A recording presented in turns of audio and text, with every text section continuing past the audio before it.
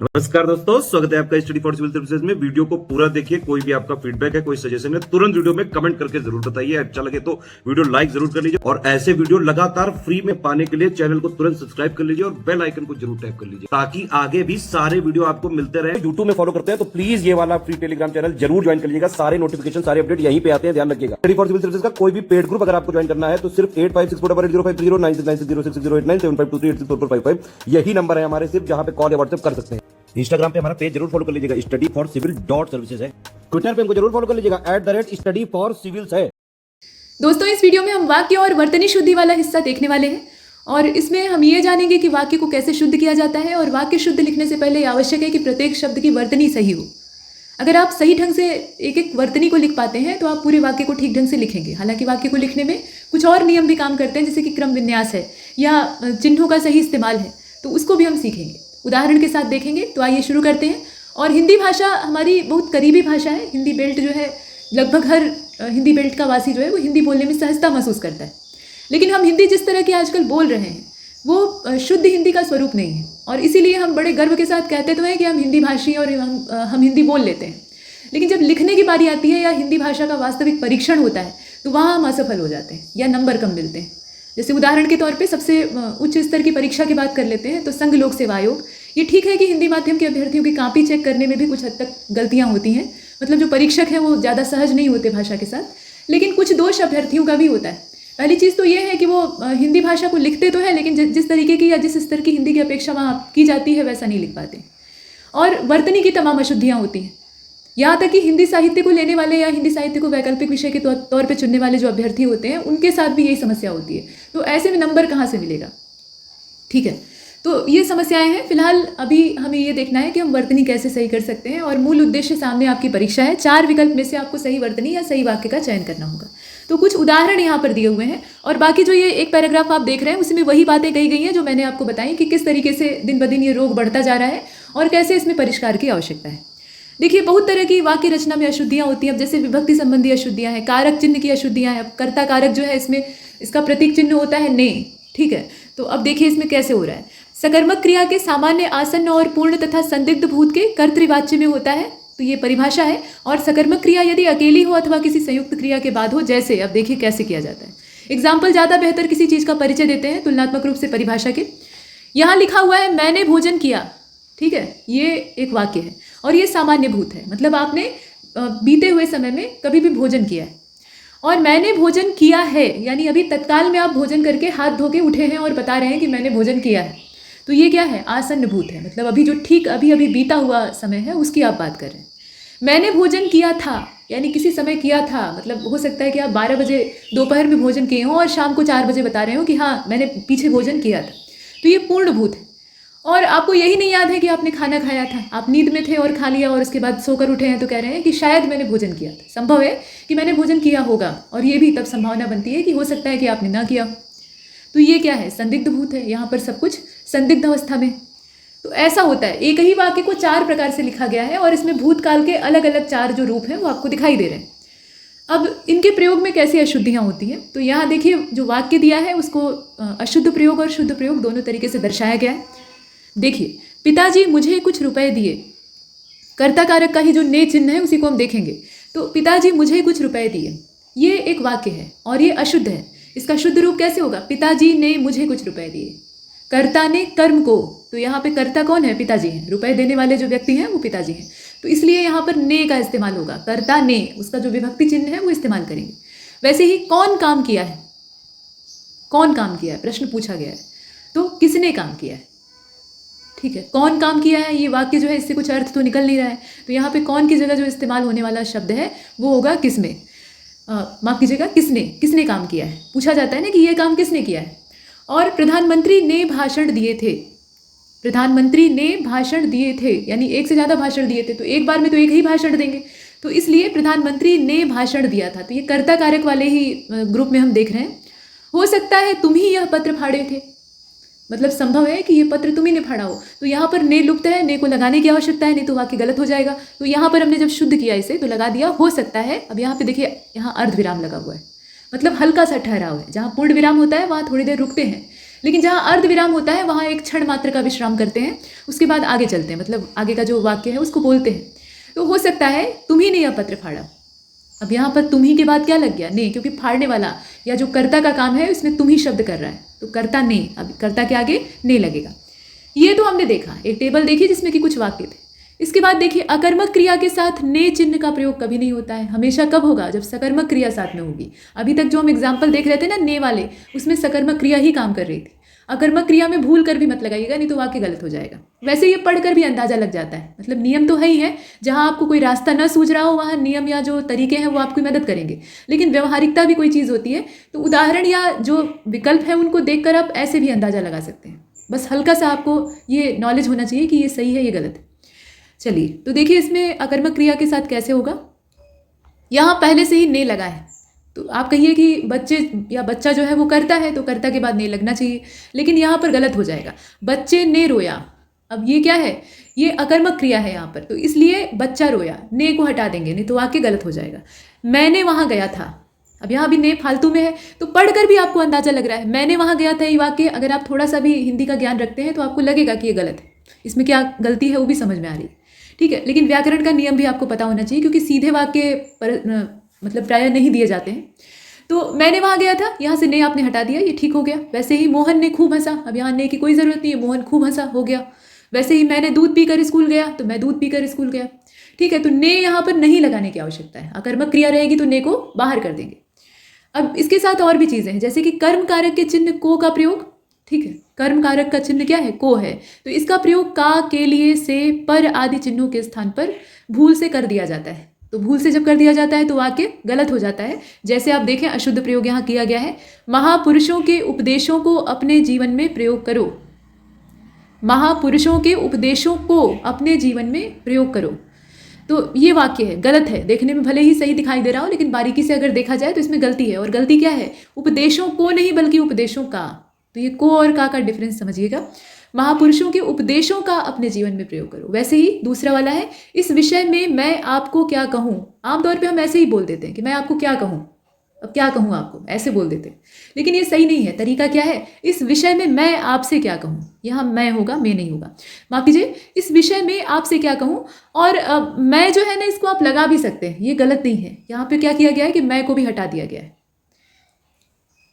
हालांकि एक चीज़ और है कि जब आप वाक्य शुद्धि करने लगते हैं तो उसमें फालतू के शब्द या फालतू का जो वर्ण वगैरह है उसको हटा देते हैं। तो मैं अगर नहीं लगाते हैं तो भी काम चल जाएगा, क्योंकि यहाँ एक व्यक्ति कह रहा है और दूसरा सुन रहा है, दो लोगों के बीच का वार्तालाप है, तो मैं का इस्तेमाल करना इतना भी ज़रूरी नहीं है। लेकिन अगर आप लगाते हैं तो भी गलत नहीं। अब ये इस बात पर निर्भर करेगा कि विकल्प कैसा है। इसके बाद देखिए, पिताजी मुझे कुछ कपड़े ले आए, ये एक वाक्य है जो कि गलत है। पिताजी मेरे लिए कुछ कपड़े ले आए, यहाँ पर मुझे की जगह पे मेरे लिए हो जाएगा। शालू को परीक्षा में सम्मिलित होने की इच्छा नहीं है, शालू की परीक्षा में सम्मिलित होने की इच्छा नहीं है, ठीक है। यहाँ पे को नहीं बल्कि की का इस्तेमाल होगा। तो यही समझाने का यहाँ प्रयास किया जा रहा था।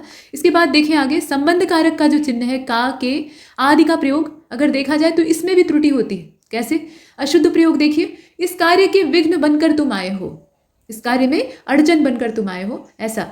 तो इस कार्य के विघ्न बनकर तुम आए हो, इससे बेहतर है कि इस कार्य में विघ्न बनकर तुम आए हो, कार्य में बाधा डालने आए हो, तो में का इस्तेमाल होगा न कि के। और इस गांव में घर घर यही दशा है, तो इस गांव के घर घर में यही दशा है। इसको लिखने का तरीका देखिए, इस गांव में घर घर यही दशा है, कहानी घर घर की है ना। तो यहाँ पर इसको लिखा है, ये गलत है, और इसका सही रूप ऐसे लिखा जाएगा, इस गांव के घर घर में यही दशा है। वैसे ही मेरा यह सुझाव तुम्हारे हित का है, तुम्हारी भलाई का है, तो मेरा यह सुझाव तुम्हारे हित के लिए है। अब यहाँ ये भी नहीं करेंगे कि हित में है, वो भी गड़बड़ हो जाएगा। अब इसके बाद करण कारक और अपादान कारक के चिन्ह से का इस्तेमाल यहाँ पर देखिए कैसे बताया गया है। तो यह करण कारक तथा अपादान कारक दोनों का चिन्ह है। जो से आप देख रहे हैं ना, ये दोनों में इस्तेमाल होता है। और जहाँ सहायता से यहाँ आप देख रहे हैं, दोनों के बीच का अंतर क्या है? दोनों के लिए काम तो करता है से, लेकिन अंतर हम कैसे करेंगे जब समस्या यहाँ पे इस तरह की दिखाई दे रही है। तो जब आप करण कारक को देखेंगे तो करण कारक में चीज़ें पास में आती हुई प्रतीत होती है, मतलब दोनों वस्तुओं का आपस में सहयोग होता है और वो एक दूसरे से निकटता में दिखाई देती है, मतलब नज़दीकी में दिखाई देती है। और अपादान कारक जो है उसमें क्या होता है कि वो चीज़ें जो है वो दूर दूर जाती हुई दिखाई देती है, मतलब दोनों में दूरी का एहसास होता है या अलगाव का एहसास होता है। जैसे कि वृक्ष से फल गिरा, अब यहाँ पे से चिन्ह का इस्तेमाल हुआ है, और ये करण कारक नहीं है बल्कि अपादान कारक है। वजह ये है कि वृक्ष से फल गिरा, यानी वृक्ष से फल जो है वो टूटकर दूर जा रहा है, तो दूर जाने का आभास हो रहा है, इसलिए अपादान कारक है। वैसे ही पढ़ना, अब यहाँ पे देखिए पढ़ना, डराना, ये सब जो क्रियाएं हैं इनका प्रयोग कैसे किया है। तृषा गुरु जी से पढ़ती है, बिल्ली कुत्ते से डरती है, ये आप देखें। और निकालना या हटाना, तो इस तरीके का अगर रहे तो इसमें मकान मालिक अपने घर से किराएदार को निकालता है। जब दो चीज़ों की तुलना की जाती है तब भी जो से का चिन्ह होता है वो अपादान कारक के लिए इस्तेमाल होता है। उदाहरण के तौर पे दीपा नीता से चतुर है, ठीक। अब यहाँ तुलना हुई है तो से जो है वो अपादान कारक को व्यक्त कर रहा है।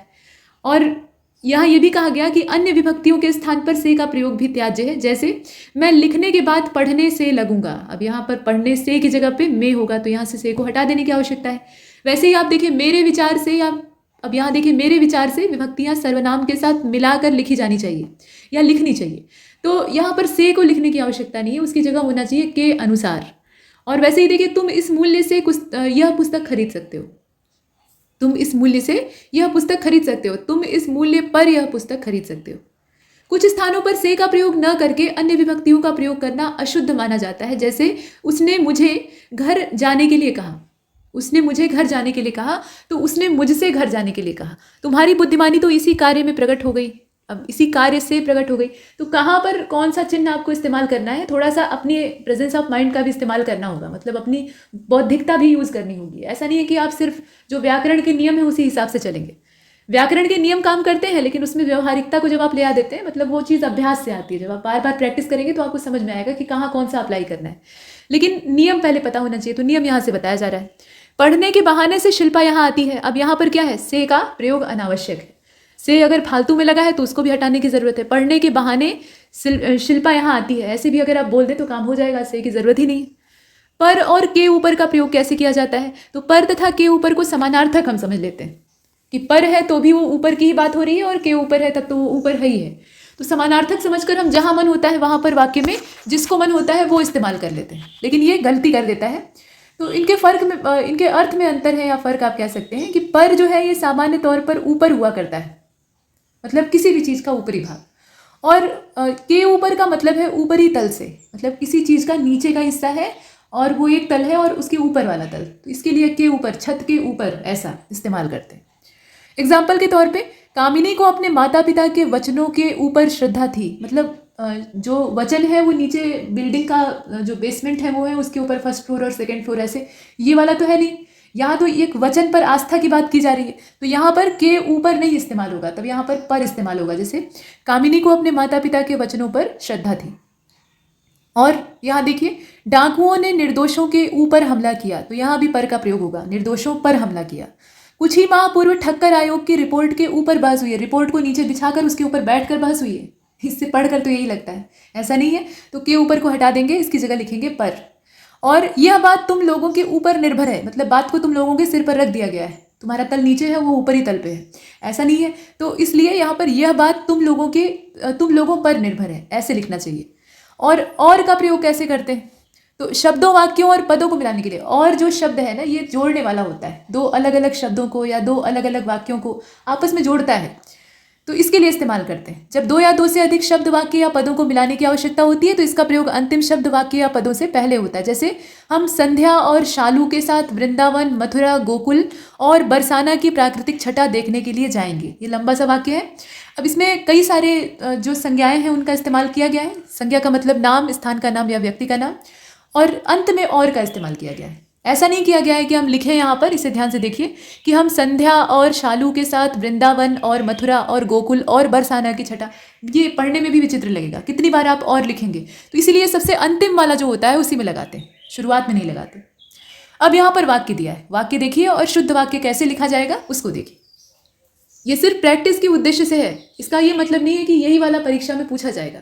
बस इतना आप अभ्यास के लिए देख लीजिए कि आपको अंदाजा रहे कि इस वाक्य या इस तरीके का अगर वाक्य आएगा तो हम कैसे शुद्ध करेंगे। अशुद्ध वाक्य यहाँ लिखा है, तुमने मुस्कुरा दिया, तुम मुस्कुरा दिए, यहाँ ने का जो प्रयोग किया है ना वो अनावश्यक। रामायण सब हिंदू मानते हैं, रामायण को सब हिंदू मानते हैं। अपने लड़के नेक बनाओ, अपने लड़के को नेक बनाओ, या देखिए अपने लड़के को नेक बनाओ से भी अच्छा है अपने लड़कों को नेक बनाओ, क्योंकि यहाँ बहुवचन की बात हो रही है। पुस्तकों को लाओ, पुस्तकें लाओ, पुस्तकों को लाओ, यहाँ पे को का प्रयोग निरर्थक है तो उसको हटा देंगे, पुस्तकें लाओ। इसके बाद देखिए सबसे नमस्ते, इसकी जगह पे यहाँ से की जगह पे को का इस्तेमाल होगा, तो सबको नमस्ते। इतनी देर से आप क्यों आए, इतनी देर में आप क्यों आए, ये ठीक है। इसी प्रकार से और भी है, जैसे कि आप देखिए अशुद्ध वाक्य लिखा है, तृषा क्रोध में भरकर बोली। शुद्ध वाक्य क्या होगा, तृषा क्रोध से भरकर बोली। अशुद्ध वाक्य है 7 बजने में 5 मिनट बाकी है, 7 बजने में 5 मिनट हैं, ये शुद्ध है। अशुद्ध वाक्य है उनकी दृष्टि चित्र में गड़ी है, मतलब दृष्टि जो है उसको खोदकर चित्र के अंदर गाड़ दिया गया है, इससे यही आभास हो रहा है अर्थ जो है। देखिए वाक्य और वर्तनी शुद्धि में अगर जरा सी त्रुटि हो जाती है ना तो बहुत ही मजेदार और हास्यास्पद चुटकुले बन जाते हैं, और कभी कभी पूर्ण विराम की अशुद्धियों से अर्थ का अनर्थ हो जाता है, आपने चुटकुले सुने होंगे। फिलहाल यहाँ पर हमें ये समझना है कि हम कैसे लिखें। तो उनकी दृष्टि चित्र में गड़ी है, तो ऐसे लिखना चाहिए कि उनकी दृष्टि चित्र पर गड़ी है, और इसका उत्तरदायित्व तो मेरे ऊपर है। अब यहाँ पर के ऊपर और पर वाला जो प्रयोग था, जो अभी हमने पीछे देखा है, वो इस्तेमाल हो रहा है, तो इसका दायित्व मुझ पर है। अब वर्ण और मात्रा संबंधी अशुद्धियाँ कैसी होती हैं उसको देख लेते हैं। तो प्रत्येक वर्ण जिसमें कि हम ज़्यादा गलतियाँ करते हैं उसी के बारे में यहाँ दिया है, जैसे कि न और अड़ा का प्रयोग, ये आप देख रहे हैं। तो इनके संबंधी अशुद्धियाँ, कहाँ पर न इस्तेमाल करना है, कहाँ पर अड़ा का इस्तेमाल करना है।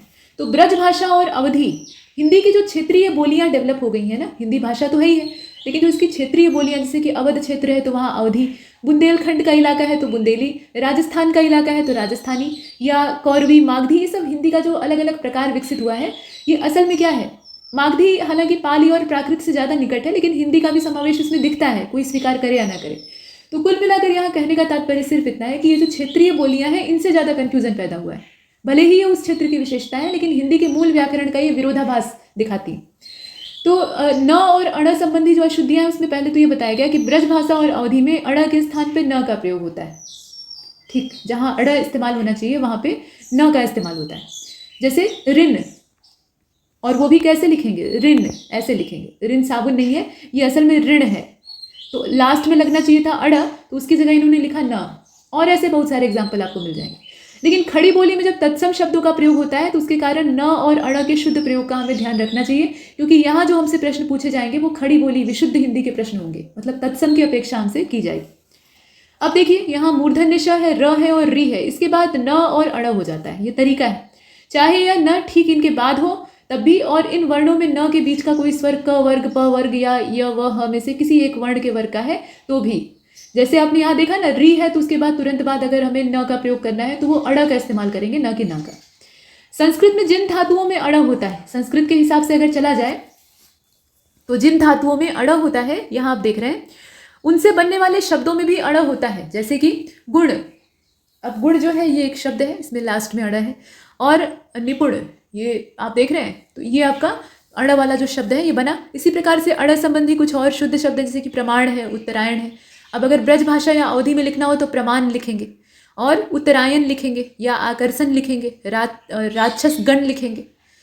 तो जैसे तुलसीदास जी का रामचरितमानस है, अवधि भाषा का है, तो उसको आप देखिए जहाँ जहाँ अड़ा का इस्तेमाल होना चाहिए, हालांकि हर जगह उन्होंने नहीं किया है, लेकिन फिर भी जहाँ जहाँ अड़ा का इस्तेमाल होना चाहिए ज़्यादातर उन्होंने न का इस्तेमाल किया है। और लक्ष्मण के लिए लखन शब्द का इस्तेमाल किया है। तो यहाँ आपने देखा दुर्गुण, सगुण, प्रमाण, परिणाम, परिमाण, रमणीक, सम्मिश्रण, वैष्णव, विष्णु, विष्णु ऐसे बोल देंगे लोग, लेकिन विष्णु, रामायण और राणा, शिरोमणि, प्रमाणी, ऋण, भरण पोषण, ऐसे तमाम एग्जाम्पल हैं। अब तालव्य श और मूर्धन्य श से संबंधित अशुद्धियाँ क्या होती हैं। तालव्य श और मूर्धन्य श, जो ये श आप देख रहे हैं ना, प का पेट फटा, तो वो वाला जो मूर्धन्य श है वो मूर्धा से उच्चारित होता है, और ये तालु में जीभ सटा के आप उच्चारित करते हैं तो बड़ा वाला श ऐसे उच्चारित होता है। तो ये बोलने का है, ध्यान दीजिएगा। इनका उच्चारण तालु और मूर्धा से होता है। जैसा आपको बताया, मुंह में मूर्धा कहाँ होती है, जो ऊपर का कटोरी नुमा हिस्सा जबड़े का होता है, मतलब दांत, जो ऊपर के दांत आपके हैं ना, और गले का जो आखिरी शुरुआती हिस्सा है उसके बीच में गहरा स्थान ऐसे होता है ऊपर हड्डी का, ठीक है, तो उसको कहा जाता है, वो कटोरी जैसा जो क्षेत्र होता है उसको मूर्धा कहते हैं। जब आप ये मूर्धन्य स बोलते हैं तो जीभ आपकी वहीं जाकर सटती है, मतलब आवाज़ वहीं से निकलती है, मतलब वायु का वहीं पर जो अवरोध है वो उत्पन्न होता है, ये कहने का तात्पर्य है। तो यहाँ वही चीज़ बताई गई, और इसीलिए इनका नाम तालव्य और मूर्धन्य है। अब संस्कृत में स वाले जो थोड़े से शब्द हैं वही हिंदी में आए हैं। असल में ये जो मूर्धन्य स है ना, ये हिंदी में जब आया तो ये ज़्यादातर या तो स में बदल गया और नहीं तो श में, और ज़्यादातर इसका जो रूपांतरण है वो छोटे स में हुआ। लेकिन संस्कृत के जो शब्द हैं उनमें ये अपनी मूल अवस्था में पाया जाता है। अब जैसे आषाढ़, आषाढ़ का एक दिन। तो यहाँ देखें आप मूर्धन्य श, दोष, अभिषेक, वेश, भूषण, मनुष्य, संतोष, कष्ट, पृष्ठ, षष्ठी, भीषण, भीष्म, वृषभ, इस प्रकार से और शब्द हैं। मतलब ऐसा नहीं है कि इनकी संख्या एकदम गिनी चुनी है, लेकिन इतनी ज़्यादा भी नहीं तुलनात्मक रूप से बाकी वर्णों के। संधि युक्त शब्दों में क, ख, ट, प, इसे जरा साफ कर लेते हैं। अब देखिए संधि युक्त शब्दों में क, ख, ट, ठ, प, फ, इससे पहले स आता है, जैसे कि निष्कपट, निष्ठ, निष्पाप, निष्फल। और संस्कृत के शब्दों में च और छ से पहले तालव्य श का इस्तेमाल होता है, जैसे निश्चय, निश्चल, निश्चित, निश्चल, ऐसे। और विशेष ध्यान ये देना चाहिए कि श्री का जो अर्थ है वो श, यहाँ देखिए श्री ऐसे लिखा गया है, ये वाला श्री है। तो इसको लिखने का जो बनावट है, मतलब आप किन किन वर्णों और किन मात्राओं को मिलाकर इसका निर्माण कर रहे हैं। तो श, बड़ा श यानी तालव्य श, और इसके साथ जब हम री को जोड़ते हैं तो बनता है श्री। और श्र का उच्चारण क्या होगा? तो श्र का उच्चारण अगर आप करें तो इसमें जो है तालव्य श आपका होता है, र होता है और अ होता है, अ की ध्वनि होती है लास्ट में, श्र, अ का उच्चारण हो रहा है ना, तो अ अंत में होता है। और जो ये तालव्य श आप इसमें लगाते हैं शुरुआत में, वो आधा इस्तेमाल होता है, मतलब उसका ह्रस्व उच्चारण करते हैं, इसीलिए उसके नीचे हलंत का प्रयोग होता है। तो ये चीज़ है। और देखिए विद्यार्थी इन दोनों का अंतर नहीं समझते हैं और अशुद्धियाँ करते हैं। मतलब श्री और श्र की जो संरचना है उसको आपको समझना होगा कि कौन सा कैसे बना है। जो श्री है ना, वो असल में जैसे श्रृंगाल आप लिखते हैं या श्रृंगार लिखते हैं, तो लिखने का तरीका एक तो ये हो सकता है, ठीक है, और नहीं तो दूसरा तरीका ये हो सकता है श्रृंगार। ये एकदम से गलत नहीं है, बिल्कुल सही है श्रृंगार। ये भी वर्तनी के लिहाज से कहीं से भी इसमें दोष नहीं। तो इसका वजह क्या है कि मात्रा हमने ठीक लगाई है, मात्रा ठीक लगाई है तो कोई भी परीक्षक जो है इसे काट नहीं सकता है। तो यहाँ हमने क्या किया, बड़ा श यानी तालव्य श इस्तेमाल किया और री की मात्रा लगा दी, सिंपल है। तो ये एक है। और जो श्र की संरचना थी वो अलग चीज़ है, वो श, र और अ के समावेश या समायोजन से बनी हुई है। अब इसके बाद देखें आप छाता वाला छ और क्षत्रिय वाला क्ष जो है उसके बीच का अंतर। छाता वाला छ हम लोग खुल कर बोलते हैं, 600, ठीक, और क्षत्रिय वाला क्ष जो है उसमें हल्का सा क का उच्चारण होता है। तो आगे चलते हैं। हमारे जो माननीय मुख्यमंत्री जी हैं, जब वो क्ष बोलते हैं तो उसमें वो हल्का सा स का उच्चारण करते हैं और क का उच्चारण करते हैं, तो इसीलिए कक्सा कक्सा बोलते हैं। उनका बोलने का जो लहजा है, और ये क्षेत्रीयता पर निर्भर करता है, जो जिस क्षेत्र का होता है वो लहजा उसकी बोली पर हावी हो जाता है, वो न चाहे तो भी। इसके बाद देखिए यहाँ पे क्ष लिखा है, तो ये क और श के इस्तेमाल से बना है। इसका मतलब क्या है कि क तो इस्तेमाल हुआ ही है, उसके साथ साथ मूर्धन्य श इसमें इस्तेमाल हुआ है। तो अब जो कक्ष मतलब यहाँ क्ष हम लोग बोल रहे हैं उसमें हल्का सा मूर्धा का भी इस्तेमाल होगा, मतलब मूर्धा में जाकर हल्की सी जबान चिपकेगी आपकी।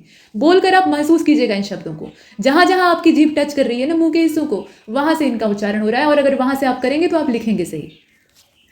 इसके बाद देखिए ये जो है क्ष, मतलब ये वाला क्ष, तो इसका प्रयोग ज़्यादातर तत्सम शब्दों में होता है, ठीक वैसे ही जैसे मूर्धन्य श और ये वाले श का प्रयोग होता है ज़्यादातर तत्सम में, ठीक वैसे ही। और उच्चारण की अशुद्धि के कारण प्रायः इसमें अशुद्धियाँ होती हैं, मतलब लोगों को ये फ़र्क ही नहीं पता होता है कि कहाँ पे क्ष का इस्तेमाल करना है, कहाँ पे छ का इस्तेमाल करना है। तो जब वो उच्चारण ही गलत करेंगे, दोनों को छ छ बोलेंगे, तो ऐसे में वो गलतियाँ करेंगी, मतलब जहाँ जिसको नहीं लगाना चाहिए वहाँ लगा कर चले आएंगे। जैसे छात्र में छाता वाला छ इस्तेमाल करना था, तो वो अब ये वाला लगा कर आएंगे, तो ये गड़बड़ हो जाएगा। हालांकि छात्र भी एक शब्द होता है जो कि क्षत्रियों से संबंधित गुणों को दर्शाता है, क्षत्रियों से संबंधित गुणों का परिचय देता है, लेकिन वो अलग शब्द है। तो ये हमने देखा, मतलब कुल मिलाकर समस्या यही है कि आप उच्चारण ठीक नहीं कर रहे हैं। उच्चारण ठीक नहीं कर रहे हैं तो आप गलत लिख रहे हैं।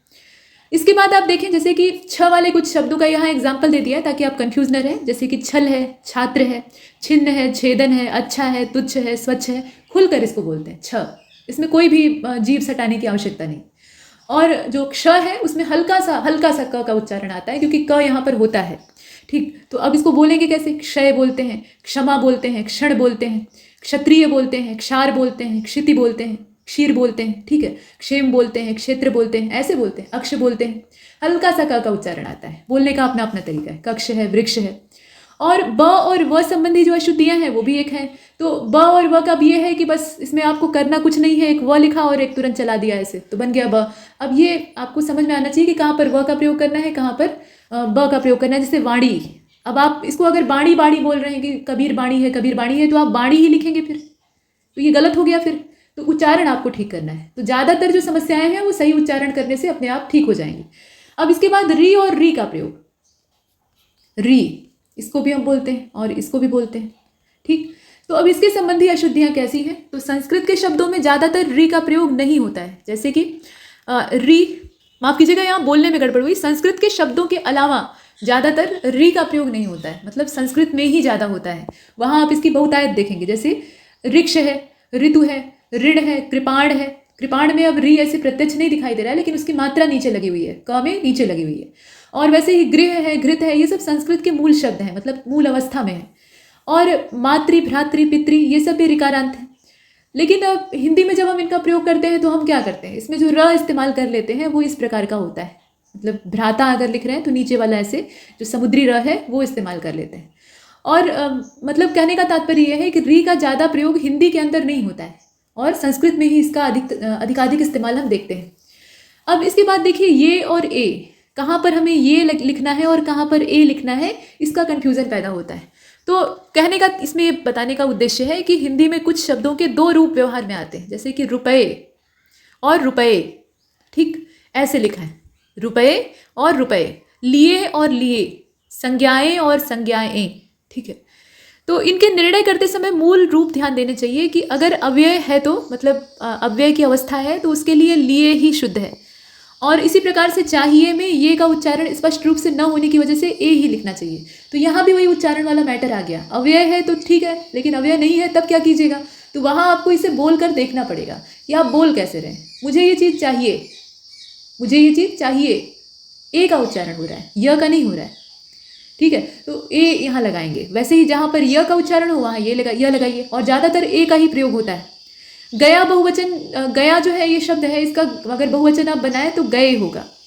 ठीक, और हुआ का बहुवचन हुए, तो गए।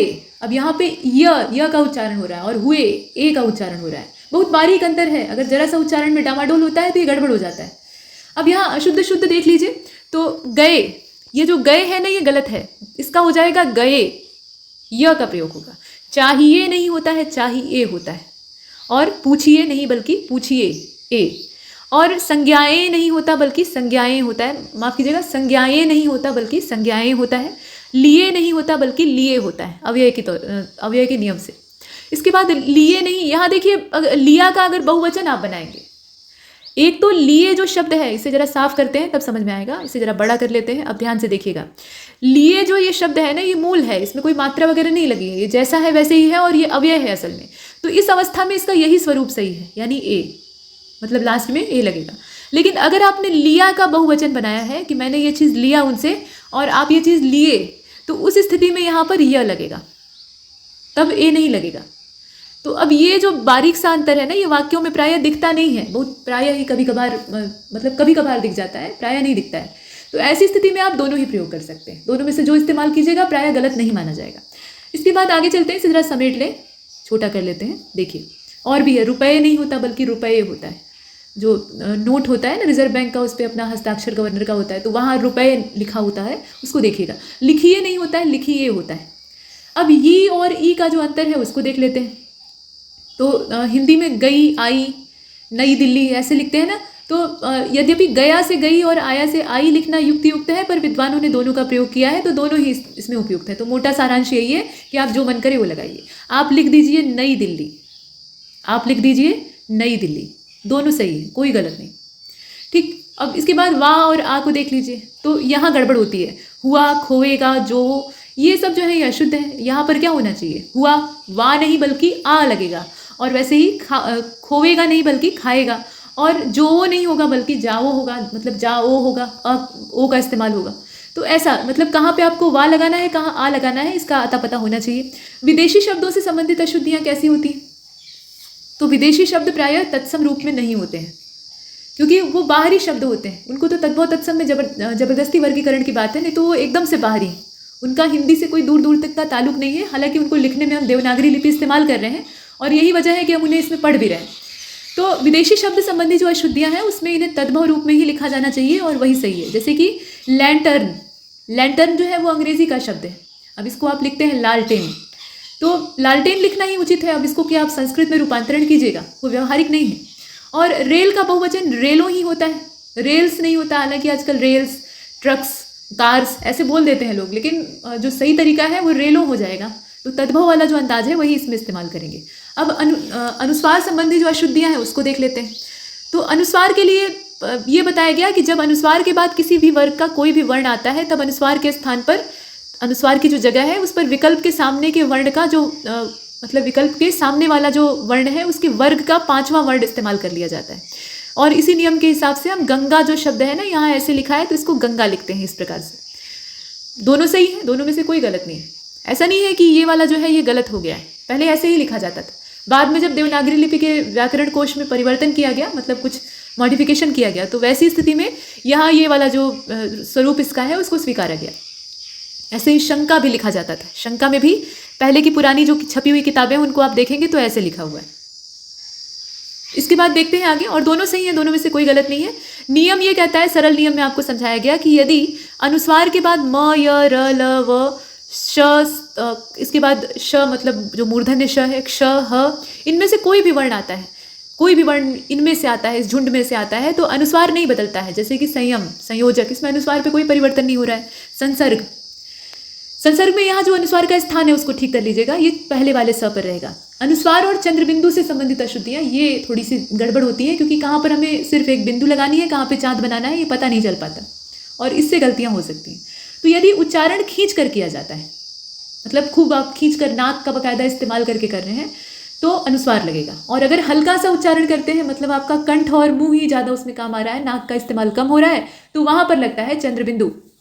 जैसे हंस, हंस में नाक का प्रचुर इस्तेमाल हो रहा है। अगर नाक को आपके बंद कर दिया जाए या जुकाम से जाम हो जाए, तो वैसी स्थिति में आप हंस, कंस ऐसे जो शब्द हैं उन्हें ठीक ढंग से बोल नहीं पाएंगे, बोलने में आपको दिक्कत होगी, और जो सुनेगा उसको भी उच्चारण ठीक नहीं मालूम होगा। और जहाँ चंद्रबिंदु का इस्तेमाल करना है, जैसे कि हंसी, अब हंसी में हंसी आप नहीं लिखते हैं, आप हंसी लिखते हैं, तो ये खुला उच्चारण है, हल्का सा न का उच्चारण होता है, बाकी मुंह का इस्तेमाल होता है। तो ऐसे जो उच्चारण वाले शब्द हैं वहाँ पर इस्तेमाल होता है चंद्रबिंदु। और जहाँ आप दबाकर नाक के साथ उच्चारण करते हैं, नाक का प्रचुर इस्तेमाल करते हैं, तो वहाँ अंक की मात्रा जो है, मतलब अनुस्वार, उसको प्रयोग कर लेते हैं।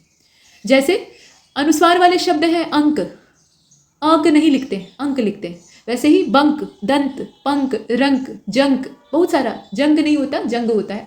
तो ये सब उच्चारण है, इसमें अंग का जो उच्चारण है, मतलब नाक का भरपूर इस्तेमाल हो रहा है।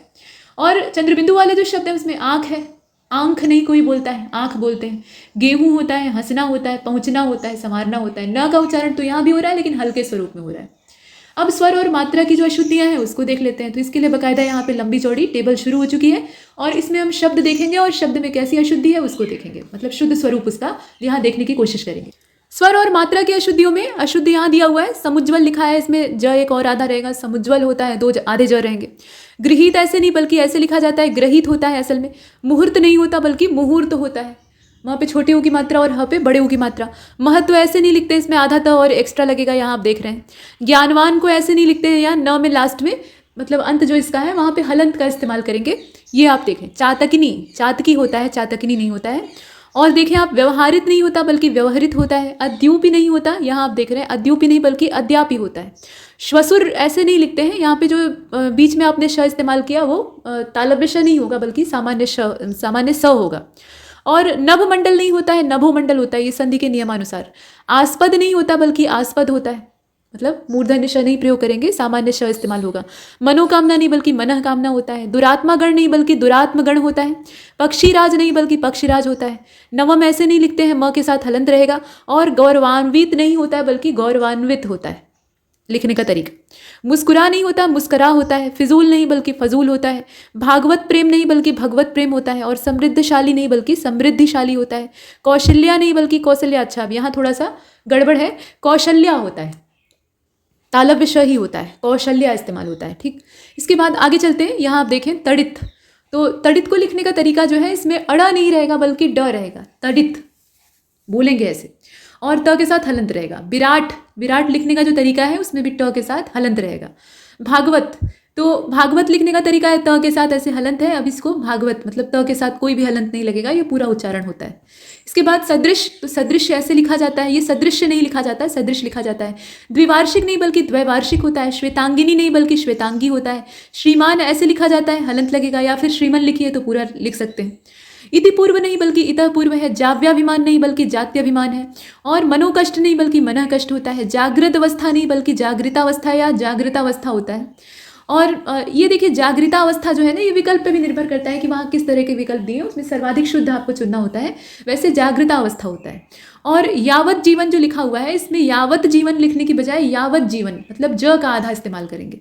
इसी प्रकार से पक्षीगण को आपने देख ही लिया था। भविष्यत में लास्ट में हलंत लगेगा। ऑफिस, अब ये अंग्रेजी का शब्द है तो इसको तद्भव रूप में ही लिखेंगे और इसके ऊपर ये बिना बिंदु का जो चांद है इसको लगा देंगे। तो पढ़ेंगे क्या, जो थोड़ा सा ओ का उच्चारण होगा, ऑफिस। इसके बाद स्वास्थ्य नहीं होता मतलब स्वस्थ नहीं होता, स्वस्थ होता है। स्वस्थ्य नहीं होता बल्कि स्वस्थ होता है। और देखिए दृष्टा नहीं बल्कि दृष्टा होता है। मिष्ठान नहीं बल्कि मिष्टान्न होता है, मतलब ठ नहीं बल्कि ट का इस्तेमाल होता है। और भी है यहाँ नीचे कुछ और बचे हुए हैं, जैसे कि विरहणी, तो विरहणी नहीं बल्कि विरहिणी होता है। और साक्षात ऐसे नहीं लिखते हैं बल्कि इस प्रकार से लिखते हैं। अपराह्न, ये अपराह्न लिखा हुआ है जबकि अपराह्न होता है, मतलब ह और न का यहाँ आप कॉम्बिनेशन देख लीजिए। जो साइड वाला इधर का है उसको देख लेते हैं, तो अपनहुति नहीं होता बल्कि अपहुंति होता है। और मृण्मय नहीं होता बल्कि, ये देखिए मृण्मय नहीं बल्कि मृण्मय होता है, अड़ आधा रहेगा। भस्मीभूत नहीं होता बल्कि, मतलब भस्मीभूत नहीं होता बल्कि भस्मीभूत होता है, वहाँ पे बड़ी की मात्रा होती है। शुश्रूषा ऐसे नहीं बल्कि ऐसे लिखेंगे, बड़ा श रहेगा, तालव्य श। संपर्कित नहीं बल्कि संपृक्त होता है। अत्योक्ति ऐसे नहीं लिखते हैं, ऐसे लिखते हैं, अत्युक्ति होता है असल में। त्रिनयनी, त्रिनयनी जो शब्द है ऐसे नहीं बल्कि ऐसे लिखा जाएगा, त्रिनयना होगा। छत्र छाया ऐसे नहीं लिखेंगे, इस तरीके से लिखेंगे, मतलब आधा च इस्तेमाल करेंगे। तरु छाया, इसमें भी वही आधा च इस्तेमाल होगा, तरु छाया ऐसे बोलेंगे। हड़कंप नहीं होता बल्कि हथकंप होता है। ज्योतिन्द्र नहीं होता बल्कि ज्योतिरिंद्र होता है। उच्च श्रवा नहीं बल्कि उच्चैश्रवा होता है। और पिता भक्ति नहीं बल्कि पितृभक्ति होता है। सच्चित नहीं बल्कि सच्चित होता है। और क्रोधित नहीं बल्कि क्रुद्ध होता है। और अनुग्रह नहीं होता बल्कि अनुग्रह होता है। सरोजनी नहीं बल्कि सरोजनी होता है। और विद्यार्थीगण नहीं होता बल्कि विद्यार्थीगण होता है। फिटकरी नहीं बल्कि फिटकरी लिखेंगे। और विधिवत को कैसे लिखेंगे, तो बाकी तो ठीक है लिखना, लेकिन इसमें त जो अंतिम वाला त आप देख रहे हैं उसमें हलंत लगेगा। कुंवर नहीं, मतलब कुंवर नहीं लिखते हैं, कुंवर लिखते हैं। कुंवर लिखते हैं मतलब व का प्रयोग होता है। और क पे जो चांद मतलब चंद्र बिंदु का इस्तेमाल है वो हुआ है। इसके बाद और भी है, जैसे आप देखें कर्तव्य पालन, तो कर्तव्य पालन में बीच में डैश लगाएंगे, कर्तव्य अलग लिखेंगे, पालन अलग लिखेंगे। गरुड़ कैसे लिखते हैं, तो गरुड़ लिखने का तरीका ये वाला है, मतलब पेड़ वाला अड़ इस्तेमाल होगा, न कि गणित वाला। और आप देख रहे हैं धीमान नहीं होता बल्कि धीमान होता है, मतलब बुद्धिमान। धी मतलब बुद्धि होता है। मतंतर, मतंतर नहीं होता मतांतर होता है। श्रीयुत ऐसे नहीं लिखते हैं, यहाँ आपको त के साथ हलंत लगाना पड़ेगा। अभल नहीं बल्कि अनभल होता है। पयोपान नहीं बल्कि पयपान होता है। गांधी ऐसे नहीं बल्कि ऐसे लिखा जाना चाहिए। ठीक, लिखने का तरीका जो है ना वो इसी तरह से होना चाहिए। अब यहाँ ये समस्या होती है कि नोट पर तो ऐसे ही लिखा है, तो आपको ये समझना होगा, नोट पर महात्मा गांधी की तस्वीर छपी है ना, और ये जो उनकी टाइटल है, और महात्मा गांधी खुद गुजराती थे, तो गुजराती वर्णमाला के हिसाब से जो कि हिंदी से काफ़ी हद तक मेल खाती है, तो उसमें चंद्रबिंदु पाया ही नहीं जाता है। गुजराती वर्णमाला को आप देखेंगे ना तो मात्राएं या चिन्ह जो है उसमें चंद्रबिंदु कहीं नहीं है। ये हिंदी मतलब देवनागरी लिपि की विशेषता है। तो ऐसे में जब चंद्रबिंदु है नहीं तो वो क्या करेंगे, तब तो वहाँ बिंदी लगेगी। लेकिन हम चूंकि पढ़ रहे हैं हिंदी, तो इसलिए हिंदी के उच्चारण के हिसाब से गांधी, गांधी सही है, न कि गांधी सही है। गांधी नहीं कोई कहता, गांधी कहता है, मतलब आराम से बोलते हैं। ठीक, और चहर दीवारी नहीं होता बल्कि चार दीवारी होता है। व्याकरण ऐसे नहीं लिखते हैं, मतलब दो बार या नहीं, व्याकरण सिर्फ एक बार या रहता है, वो पूरा रहता है। कनिष्ठ नहीं बल्कि कनिष्ठ होता है। अधः गति जो आप देख रहे हैं, तो अधः गति नहीं बल्कि अधोगति होता है। और अनाधिकृत नहीं बल्कि अनधिकृत होता है, अनधिकृत। भुजंगिनी नहीं बल्कि भुजंगी लिखेंगे। दांत नहीं बल्कि, मतलब दांत नहीं बल्कि दांत लिखेंगे, हल्का सा उच्चारण करेंगे। प्रशंसा ऐसे नहीं लिखा जाएगा, यहाँ श का अदला बदली हो गया है, मतलब छोटा सा बाद में रहेगा और तालव्य श बीच में रहेगा। इप्सित ऐसे नहीं लिखते हैं, इप्सित थोड़े ही बोलते हैं, ईप्सित बोलते हैं। तो जो उच्चारण कर रहे हैं वो लिखना चाहिए, तो बड़ी ई का प्रयोग करेंगे, ईप्सित हो जाएगा। चांद नहीं होता बल्कि चांद होता है, तो चंद्र बिंदु तो चांद के लिए लगेगा ही। पुनरावलोकन नहीं बल्कि पुनरावलोकन होता है। हितैषी नहीं होता बल्कि हितैषी होता है, मतलब मूर्धन्य श का प्रयोग करते हैं। लोकेशना नहीं बल्कि लोकेशना होता है। साप्ताहिक नहीं बल्कि साप्ताहिक होता है। और गंवार नहीं होता बल्कि गंवार होता है। और देख लीजिए सन्मुख, यहाँ थोड़ा सा ऊपर करने की आवश्यकता है। गरुड़ तक हमने देखा था, यहाँ पे अभी निश्चेष्ट को देखिए, इसमें छोटा सा नहीं इस्तेमाल होगा, बल्कि ये आप देख रहे हैं कि पहले तो जो ये लिखने का तरीका है तो इससे शायद ना समझ में आए। निश्चेष्ट कुछ इस प्रकार से लिखा जाएगा, मतलब ये आपका तालव्य श रहेगा। और यहाँ जो आधा श इस्तेमाल हो रहा है वो असल में मूर्धन्य श इस्तेमाल होगा। तो पहला जो इसमें आधा श लगेगा वो तालव्य होगा और दूसरा मूर्धन्य होगा। यहाँ क्या किया है, दोनों छोटा सा इस्तेमाल किया है। यश लाभ नहीं होता है बल्कि यशोलाभ होता है। सन्मुख नहीं होता बल्कि सम्मुख होता है, ये आप देख रहे हैं। अर्धशासकीय ऐसे नहीं लिखते हैं, हालांकि कुछ जगहों पे आप ऐसे भी लिखा हुआ देख सकते हैं, लेकिन सही तरीका यही है, द के साथ ऐसे ध लगा रहता है, ये वाला ठीक है। अनाथिनी नहीं होता, अनाथा होता है। द्वारिका नहीं बल्कि द्वारका होता है। परलौकिक नहीं बल्कि पारलौकिक होता है। दुष्कर नहीं बल्कि दुष्कर नहीं बल्कि दुष्कर होता है। और संशय नहीं बल्कि संशय नहीं बल्कि संशय होता है, ये वाला सही है। और भास्कर नहीं लिखते हैं, भास्कर नहीं लिखते हैं, भास्कर लिखते हैं। औद्योगिकरण, उद्योगीकरण होता है, औद्योगिकरण नहीं होता। ये पांचवा नहीं होता, पांचवा होता है, मतलब चंद्रबिंदु का इस्तेमाल करते हैं। आध्यात्म नहीं बल्कि अध्यात्म लिखते हैं। आजीविका नहीं होता, आजीविका होता है। कुछ कॉमन है जिन्हें कि आप वैसे भी जानते हैं। इसके अलावा आप देखिए कि उज्जैनी नहीं होता बल्कि उज्जैनी होता है, मतलब यह पे छोटी की और ना पे बड़ी ई की मात्रा होती है।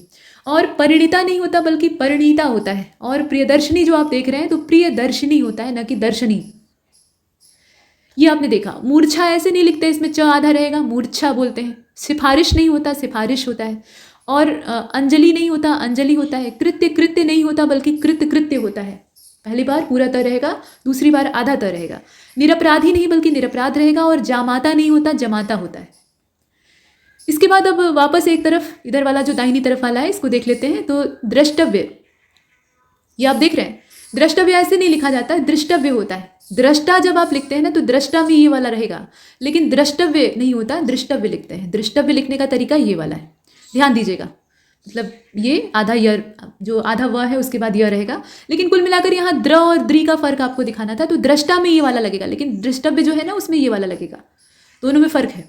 भ्रातागण का भ्रातृगण हो जाएगा। वणिक नहीं होता बल्कि वणिक होता है। सहस्त्र ऐसे नहीं लिखते, मतलब सहस्त्र बोलते ही नहीं है, सहस्त्र होता है, ऐसे बोला जाता है, लिखा भी वैसे ही जाता है। लब्ध प्रतिष्ठित नहीं होता बल्कि लब्ध प्रतिष्ठ होता है। अद्यापि नहीं बल्कि अद्यापि होता है। गृहता नहीं बल्कि ग्रहीता होता है। और कुमुदनी नहीं होता, कुमुदनी होता है, मतलब द पे छोटी की मात्रा का उच्चारण करेंगे। कलश नहीं होता, कलश होता है। सदोपदेश नहीं बल्कि सदुपदेश होता है। अक्षुण्य नहीं होता, अक्षुण्य कुछ शब्द नहीं है, अक्षुण होता है। और मतलब बोलेंगे कैसे, आधा अण है और फिर पूरा जो अण है वो दिखाई दे रहा है, तो अक्षुण्य बोलेंगे, मतलब हल्का सा जो आधा अड़ा है उसका भी इसमें उच्चारण रहेगा। इसके बाद कैलाश नहीं होता, हम लोग खुश होकर इसमें लिख देते हैं कैलाश। कैलाश नहीं बल्कि कैलाश होता है। और सूंड नहीं होता बल्कि सूंड होता है, मतलब चंद्रबिंदु का प्रयोग होता है। न्योछावर नहीं बल्कि न्योछावर होता है, मतलब न्योछावर होता है। आधीन नहीं बल्कि अधीन लिखेंगे। ऐश्वर्य होता है, मतलब ए जो है उस पर मात्रा रहेगी, अर्थात ए लिखेंगे कुल मिलाकर। और भैया नहीं होता, भैया होता है। तात्कालिक लिखते हैं ना कि तत्कालिक। यशोगान होता है, यशगान जो हम लिख देते हैं वो गलत है, यशोगान होना चाहिए। जाज्वल्यमान, ये आप जो वर्तनी देख रहे हैं ना, जाज्वल्यमान, तो ये कुछ इस प्रकार से लिखा जाता है, जाज्वल्यमान, जाज्वल्यमान। जाज्वल्यमान नहीं होता, मतलब ऐसा नहीं कि ज जो है वो कई बार लिखेंगे, सिर्फ एक बार। जागृत नहीं बल्कि जागृत होता है, मतलब ये लिखने का तरीका है। और लघुत्तर नहीं बल्कि लघुत्तर होता है, बड़े ऊ की मात्रा होगी। निरपेक्ष ऐसे नहीं लिखते हैं बल्कि अलग अलग लिखते हैं, र अलग रहेगा, प अलग रहेगा। अंताक्षरी नहीं होता बल्कि अंत्याक्षरी होता है। अब यहाँ पर कुछ और शुद्ध और अशुद्ध शब्दों का क्रम है, तो अनुग्रह नहीं बल्कि अनुग्रह लिखेंगे। साप्ताहिक की जगह पे साप्ताहिक, विशिष्ट की जगह पे विशिष्ट। तदंतर नहीं बल्कि तदनंतर होता है, लिखने का तरीका आप देखें। सदुपदेश नहीं बल्कि सदुपदेश होता है, इसे थोड़ा और बड़ा किया जा सकता है, आप देखिए। आगामी नहीं बल्कि आगामी होता है, यहाँ आप देख रहे हैं क्रम से। अंत्याक्षरी नहीं बल्कि अंत्याक्षरी होता है। उऋण ऐसे नहीं लिखते, ऐसे लिखते हैं। कृत्रिम नहीं होता बल्कि कृत्रिम होता है। तृतीय नहीं बल्कि तृतीय होता है। द्वितीय नहीं बल्कि द्वितीय होता है। दृष्टा नहीं बल्कि दृष्टा होता है। पृथक नहीं बल्कि पृथक होता है। श्रृंगार ऐसे नहीं लिखते, ऐसे लिखते हैं, मतलब या तो आप ऐसे लिखिए और नहीं तो फिर ऐसे लिखिए, दोनों सही है। और देखिए इसके बाद पड़ोसन नहीं होता, पड़ोसिन होता है। प्रेमचंद्र नहीं होता, प्रेमचंद होता है, नाम उनका प्रेमचंद था। संसारिक नहीं बल्कि सांसारिक। आधीन नहीं बल्कि अधीन। नई नहीं होता, नई होता है। अब ये दोनों आप लगा सकते हैं, जैसा कि आपको पीछे बताया ना कि ये भी लगा सकते हैं और ई भी लगा सकते हैं, कोई समस्या नहीं। इसके बाद बारात नहीं होता, बारात होता है। हस्ताक्षेप नहीं बल्कि हस्तक्षेप होता है। क्षत्रिय नहीं होता बल्कि क्षत्रिय होता है, मतलब त्र पे छोटी की मात्रा होती है। कक्षा नहीं होता, कक्षा होता है, इसका कुछ और ही मतलब निकल जाएगा, असल में कक्षा होता है। पूर्ति नहीं होता बल्कि पूर्ति होता है। कुमुदनी नहीं बल्कि कुमुदनी। वाल्मीकि नहीं बल्कि वाल्मीकि होता है, वाल्मीकि। वल्म मतलब या वल्मी मतलब होता है ढूहा, मिट्टी का टीला, जिसमें कि चींटियां घर बनाकर रहती हैं। तो महर्षि वाल्मीकि जब तपस्या कर रहे थे तो इतनी कठोर तपस्या करते हैं कि उन्हें अपने शरीर का आभास ही नहीं रहता है, और उनके शरीर पर पूरा चींटियां जो है वो बाम्बी बना लेती हैं, मतलब पूरा जो कीड़े मकोड़े ज़मीन पर रहने वाले थे वो धीरे धीरे करके उनके चारों ओर मिट्टी इकट्ठा करके पूरा टीला खड़ा कर देते हैं, तो उनका शरीर न दिखाई दे, दूर से पूरा एक ऊंचा मिट्टी का टीला दिखाई दे। और उसी में वो कई वर्षों तक, कई सौ वर्षों तक तपस्या करते हैं, उसके बाद उन्हें ब्रह्मर्षि का पद प्राप्त होता है। तो ये सब है। इसके बाद आगे देखते हैं। यहाँ आपने देखा भिक्षु, तो भिक्षु नहीं बल्कि भिक्षु होता है, और मृत्यु नहीं होता बल्कि मृत्यु होता है। इसके बाद देखते हैं आगे, रुद्र नहीं बल्कि, मतलब रुद्र नहीं बल्कि रुद्र होता है। यहाँ आप जो देख रहे हैं ना, ये बड़ा ऊ है, र पे बड़े ऊ की मात्रा लगी है, तो आप क्या बोलते हैं? रुद्र। रुद्र नहीं बोलते, रुद्र बोलते हैं। तो रुद्र ये वाला है, रौद्र से बना हुआ है रुद्र। और मैथिली शरण नहीं बल्कि मैथिली शरण होता है, मैथिली शरण, ठीक। और देखिए विरहणी नहीं बल्कि विरहणी होता है। प्रदर्शनी ऐसे लिखा जाता है, अहिल्या नहीं होता, अहल्या लिखते हैं, ठीक है, अहल्या सही है। और देखिए अत्याधिक नहीं होता, अत्यधिक लिखते हैं। सहस्त्र, सहस्त्र नहीं लिखते, सहस्त्र लिखते हैं, मतलब सहस्त्र होता है। अब यहाँ भी जो लिखा है वो भी सही नहीं है, इसको आप ऐसे लिखिए, सहस्त्र, ठीक, इस तरीके से। इसके बाद आगे देखते हैं रचयिता, तो ऐसे नहीं लिखते बल्कि इस प्रकार से लिखते हैं। पीताम्बर नहीं बल्कि पीताम्बर होता है। अनुग्रहित नहीं बल्कि अनुगृहित होता है। आवश्यकता कोई लिखता ही नहीं है, आवश्यकता सब लोग लिखते हैं। आहार नहीं बल्कि आहार होता है। इसमें से बहुत से सामान्य हैं जिन्हें कि आप आराम से ऐसे भी जानते हैं। तत्कालिक नहीं बल्कि तात्कालिक होता है। नदान नहीं बल्कि नादान होता है। परलौकिक नहीं बल्कि पारलौकिक होता है। व्यावसायिक ऐसे नहीं बल्कि ऐसे, मतलब व्यावसायिक लिखते हैं। सृष्टा लिखते हैं एक्चुअली। और ऐतिहासिक नहीं बल्कि ऐतिहासिक होता है। बादाम नहीं बल्कि बादाम होता है। और दयनीय नहीं बल्कि दयनीय होता है, दयनीय। और न्योछावर जो हम लोग लिखते हैं ना, तो औ की मात्रा नहीं रहेगी बल्कि ओ की मात्रा रहेगी, तो न्योछावर होता है, ये हमने देखा। और मिठाई नहीं होता, मिठाई होता है। विजयी होता है, विजयी नहीं होता, तो कहाँ पर ई लगाना है, कहाँ ये लगाना है, आप देखिए। अक्षौहिणी नहीं होता, अक्षौहिणी होता है। उपन्यासिक नहीं लिखा जाता है, औपन्यासिक होता है। अंधा नहीं होता बल्कि अंधा होता है।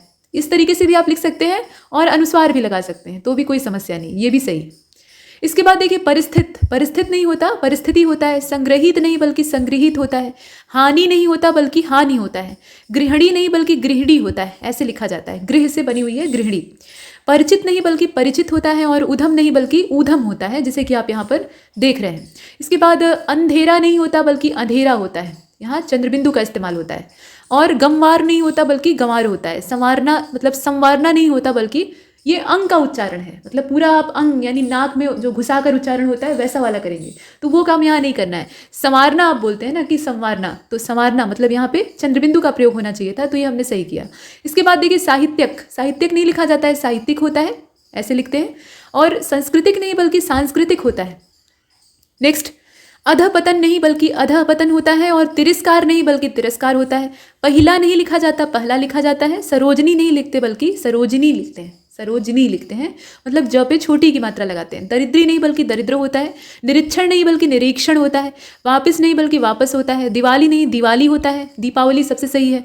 और स्त्री ऐसे लिखा जाता है, वो तो आप जानते हैं। तिलांजलि लिखने का तरीका जो है, इसमें ल पे बड़ी की मात्रा नहीं बल्कि छोटी की मात्रा होती है।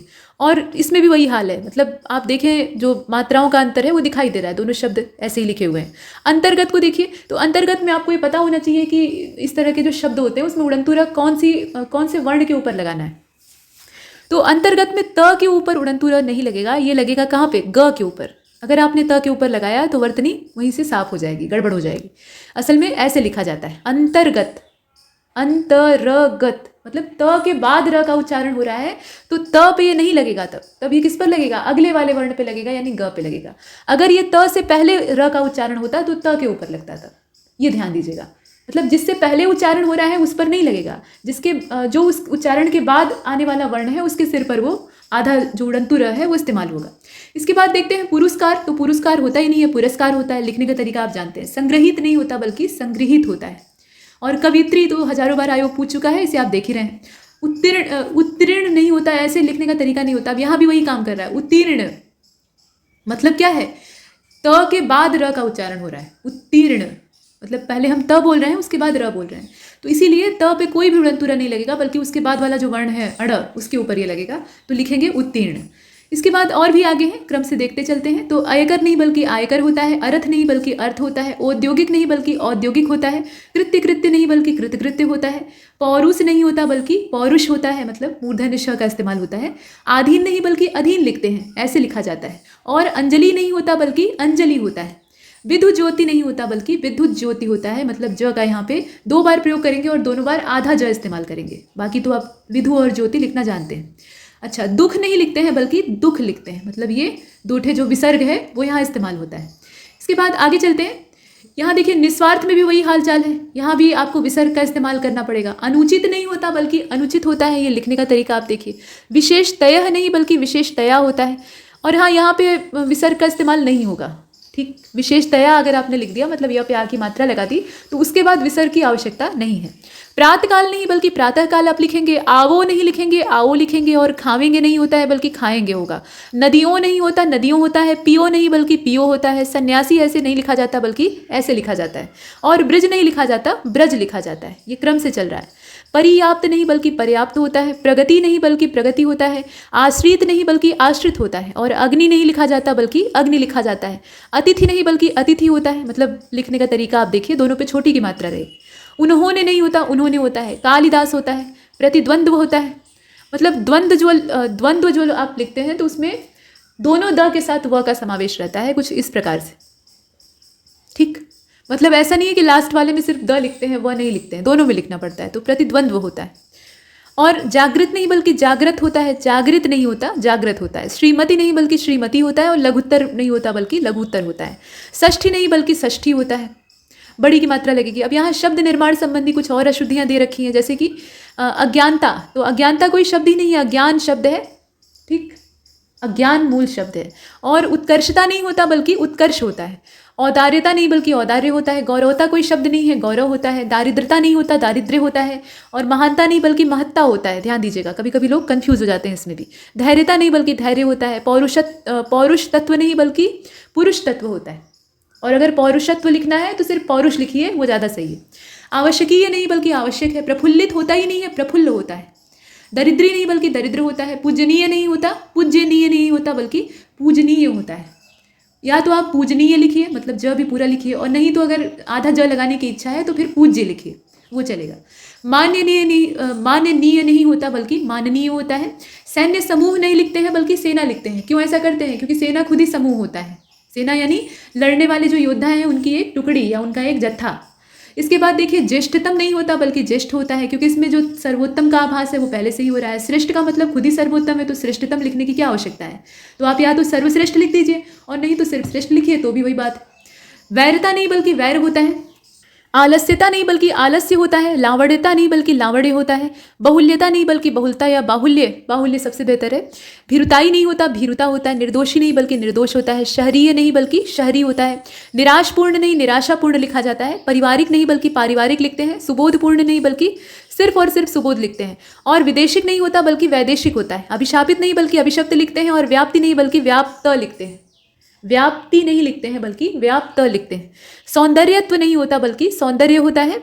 और निरपराध नहीं बल्कि निरपराध होता है। एकत्रित नहीं बल्कि एकत्र लिखते हैं। उत्तरदायी नहीं होता, उत्तरदायी होता है। य पे ऐसे बड़ी की मात्रा लगाते हैं। उपरोक्त नहीं बल्कि उपर्युक्त होता है। पक्षीगण नहीं बल्कि पक्षीगण होता है। सदोपदेश नहीं होता बल्कि सदुपदेश होता है। और गौरवत्व नहीं बल्कि गौरव होता है। भाग्यमान कोई नहीं लिखता, सभी लोग भाग्यवान लिखते हैं। श्रद्धावान नहीं होता, श्रद्धावान होता है। निरोग नहीं बल्कि निरोग होता है। वैमनस्यता नहीं होता बल्कि वैमनस्य होता है। सुंदरताई नहीं बल्कि सुंदरता होता है। सौजन्यता नहीं बल्कि सौजन्य होता है। और देख लीजिए स्थायित्व नहीं होता बल्कि स्थायित्व होता है। और अखंडनीय, देखिए यहाँ अकाट्य लिखा है तो उसकी जगह या तो आप अखंडनीय लिख लीजिए। अब यहाँ भी एक चीज़ है, देखिए ये उल्टा दे दिया है। अखंडनीय कोई शब्द नहीं है, या तो आप अखंड लिखिए और नहीं तो अकाट्य लिखिए, वही बात। अक्षुण्य, अक्षुण्य नहीं होता, अक्षुण होता है। दुस्साध्य नहीं होता, दुस्साध्य होता है। ये गलत है और ये सही है। व्यवहारिक नहीं होता है, ये तरीका गलत है। व्यावहारिक होता है, ये वाला सही। आधिक्यता नहीं होता बल्कि आधिक्य होता है। एकता नहीं होता बल्कि ऐक्य होता है, या एकता भी आप लिख सकते हैं। अनेक लिखेंगे, चांद लिखेंगे और चांद पे ऐसे चंद्रबिंदु लगाएंगे, न कि अनुस्वार। और यहाँ अत्यधिक लिखेंगे, अत्याधिक नहीं लिखेंगे। वधु नहीं होता, वधु होता है। और अनाधिकृत ऐसे लिखा जाता है। इसके बाद आप देखिए और भी है। करुणा नहीं होता बल्कि करुणा होता है। दिया सलाई में आप लिखने का तरीका जानते हैं, लास्ट में बड़ी ही लगेगी। आहुति नहीं होता बल्कि आहुति होता है। मतलब ह पे बड़े ऊ की मात्रा ही होगी, लेकिन त पे छोटी की मात्रा होगी। और एरावत नहीं होता बल्कि ऐरावत होता है। इंद्र का सफ़ेद हाथी। ज्योत्सना ऐसे नहीं लिखा जाता है, ऐसे लिखा जाता है, ठीक। मतलब सब ही आधा रहेगा। अब इसके बाद देखिए दिवारात्र नहीं होता है बल्कि दिवारात्र होता है, यानी दिन और रात। परीक्षित नहीं होता बल्कि परीक्षित होता है। मीलित होता है, मीलित। और हरितिमा होता है। लिखने का तरीका ऐसे नहीं होगा, ये वाला सही है। मारुति नहीं होता, मारुति होता है। चिकीर्षा नहीं होता, चिकीर्षा होता है। और मानवीयकरण नहीं बल्कि मानवीकरण होता है। इसी क्रम में आगे चलते हैं। यहाँ देखें आप अहोरात्रि, तो अहोरात्र होता है एक्चुअली। बधाइयाँ नहीं, बल्कि मतलब बधाइयाँ ऐसे नहीं लिखा जाता है, बड़ी ही नहीं लगती है, छोटी ही लगती है बधाइयाँ। तदानुकूल नहीं बल्कि तदनुकूल होता है। व्याकरण नहीं बल्कि व्याकरण लिखेंगे। याज्ञवल्क नहीं बल्कि याज्ञवल्क्य लिखेंगे। और द्वारका नहीं बल्कि द्वारका होता है, तो हमने देखा ही था। महात्म्य होता है, महात्म्य कोई शब्द ही नहीं है। कालिंदी नहीं बल्कि कालिंदी होता है, ठीक, कालिंदी, ये यमुना को कहा जाता है। और मिष्टान्न शब्द सही है, इसमें ट सही रहेगा, ठ अगर इस्तेमाल हुआ है तो वो गलत हो जाएगा। और मत्स्येंद्र नहीं होता बल्कि मत्स्येंद्र होता है। मत्स्येंद्र का मतलब क्या, मत्स्यों का राजा। और व्यंग नहीं होता है, व्यंग्य होता है। मतलब आप ध्यान दीजिएगा तो इसमें आधा ग रहता है, न कि पूरा ग, और उसके बाद यह रहेगा व्यंग्य। अब संज्ञा संबंधी अशुद्धियों को देख लेते हैं। तो भाषा में एक संज्ञा की बहुत सारी समानार्थक संज्ञाएं होती हैं, जैसे कि अर्थ की दृष्टि से उनमें समानता होने पर भी भाव के लिहाज से अगर देखा जाए तो अलग अलग होती हैं। तो ऐसे में प्रसंग के अनुकूल अगर भाव वाली संज्ञा को आप नहीं इस्तेमाल करेंगे तो वाक्य आपका गलत हो जाएगा। जैसे कि सामान्य तौर पे समीर प्रभंजन, यहाँ एग्जाम्पल दिया है तो उससे आप बेहतर समझेंगे। समीर प्रभंजन, ये दोनों जो शब्द है ना, ये हवा के लिए ही इस्तेमाल होते हैं। समीर जो है वो शीतल मंद जो मनोरम हवा होती है उसको कहा जाता है। प्रभंजन वो आधी का झक्कड़ होता है, झोंका, जो सब कुछ उड़ा ले जाए। तो अब है तो दोनों ही हवा, एक जो है वो अच्छी लगती है, दूसरी को देखकर सब लोग दरवाजा बंद कर लेते हैं। तो अगर आप गलत जगह पे गलत शब्द का इस्तेमाल करेंगे, यानी गलत जगह पे गलत संज्ञा का इस्तेमाल करेंगे, तो वाक्य गलत हो जाएगा। बस यही कहने का मतलब है। एग्जाम्पल के तौर पे आप देखिए, और भी इसमें उदाहरण दिए हैं, जैसे कि गाभिन और गर्भिणी दोनों का मतलब यही है कि वो अपनी रिप्रोडक्शन की स्टेट में है, यानी जो गर्भावस्था है उसमें। तो एक पशु के लिए इस्तेमाल होता है, एक महिला के लिए इस्तेमाल होता है। तो अगर आप इसमें एक्सचेंज कर देंगे, यानी गलत शब्द का गलत जगह पे प्रयोग कर देंगे, तो इससे अर्थ का अनर्थ हो जाएगा। इसी प्रकार से चारपाई और चौपाया, अब चारपाई के पास भी 4 पैर होते हैं तो आप उसको भी चौपाया कह दीजिए, तो वो क्या चलने लगेगा गाय भैंस की तरह से। तो ये वाक्य में आपको खुद से अपने स्वविवेक से सोचना होगा, इसमें कोई नियम काम नहीं करता है। बस ये आपको पता होना चाहिए कि कहाँ पर कौन सा शब्द इस्तेमाल करना है, और ये व्यवहारिक ज्ञान है। अब इसमें जैसे कुछ एग्जाम्पल दिया है, शंका का समाधान किया जाता है। शंका अगर है तो उसका हम समाधान करेंगे, और अगर समस्या है तो उसका या तो निवारण होगा या फिर निराकरण होगा। वही बात, समाचार पत्र का संपादन किया जाता है, ये आप क्रम से देख रहे हैं। समाचार पत्र जो है उसको संपादित किया जाता है। विषय का प्रतिपादन किया जाता है, संपादन और प्रतिपादन के बीच का प्रयोग का अंतर। दीपक जो है वो टिमटिमाता है। ग्रंथ की रचना की जाती है, आंखों को चौंधियाना, मतलब आंखों का चौंधियाना। चित्र का निर्माण किया जाता है, नाव डगमगाती है, भवन का निर्माण किया जाता है, सांप रेंगता है, कार्य का संपादन किया जाता है। मतलब कहाँ से कौन सी संज्ञा का हम इस्तेमाल कर रहे हैं वो बताया गया है। साथ में रहन सहन का स्तर, ऐसे त्रुटि का सुधार, व्यवसाय का आधार, ईश्वर पर विश्वास, कार्य की समाप्ति, अपने पर आत्मविश्वास। तो आत्मविश्वास वही बात है। अब एग्जाम्पल के तौर पे देखिए, अशुद्ध वाक्य यहाँ दिया है और इसको शुद्ध करके बताया है। उनकी महिला भी उनके साथ आई है, मतलब एक महोदय जो है वो आए हुए हैं मेरे घर, और उनकी जो महिला है वो भी उनके साथ आई है। तो गांव में ऐसे बोलते हैं कि ये मेरी वाली है, तो ये तो बताने का तरीका हो गया। लेकिन उनकी महिला से अच्छा है आप बता दीजिए कि उनकी पत्नी भी उनके साथ आई है। तो सीधी बात है कि पत्नी जो है वो महिला ही होगी, कोई पुरुष तो होगा नहीं। तो इससे अर्थ स्पष्ट भी हो जाएगा और वाक्य देखने में अच्छा भी लगेगा। तो ये शुद्ध तरीका है। और भी है, संज्ञा का गलत इस्तेमाल ऐसे ही किया जाता है और उसको सुधारा जाता है। मैं तुमसे रविवार के दिन मिलूंगा। अब इसमें 2 बार दिन लिखने की क्या जरूरत है? रविवार, वार मतलब दिन होता है खुद ही, और एक बार आपने और दिन लिख दिया। तो आप सीधा सीधा लिखिए कि मैं तुमसे रविवार को मिलूंगा। इसके बाद देखिए अशुद्ध वाक्य जो है, महात्मा गांधी के संदेशों से देश सर्वाधिक प्रभावित हुआ। तो महात्मा गांधी के संदेश से देश सर्वाधिक प्रभावित हुआ, यहाँ पे बहुवचन की जरूरत ही नहीं थी। मैंने बीसीओ पत्रकारों का निर्माण किया है। निर्माण कहाँ से करिएगा? निर्माण तो ईश्वर करते हैं, मतलब प्रकृति के द्वारा होता है। यहाँ पर उन्हें तैयार किया है, उन्हें प्रशिक्षित किया है, ये कहना ज़्यादा उचित रहेगा। तो संज्ञा का या क्रिया का सही इस्तेमाल आपको करना है। इस समस्या का समाधान क्या हो सकता है? यहाँ मूल रूप से हम संज्ञा पर ही फोकस है, तो क्रिया को या विशेषण को बीच में नहीं लाएंगे। हालांकि कुछ स्थानों पर विशेषण भी संज्ञा का काम करते हैं, लेकिन वो अलग परिस्थिति होती है। वाक्य शुद्धिकरण में वो चीज़ नहीं है।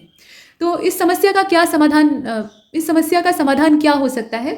देखिए, शंका का समाधान किया जाता है, समस्या का निदान या निराकरण किया जाता है। तो आप लिखेंगे कि इस समस्या का क्या निराकरण या क्या निदान हो सकता है। और उनकी शंका का निराकरण तुम ही कर सकते हो, उनकी शंका का समाधान तुम ही कर सकते हो। प्रेम करना तलवार की नोक पर चलने के बराबर है। तो तलवार की नोक पर आप कैसे चलेंगे?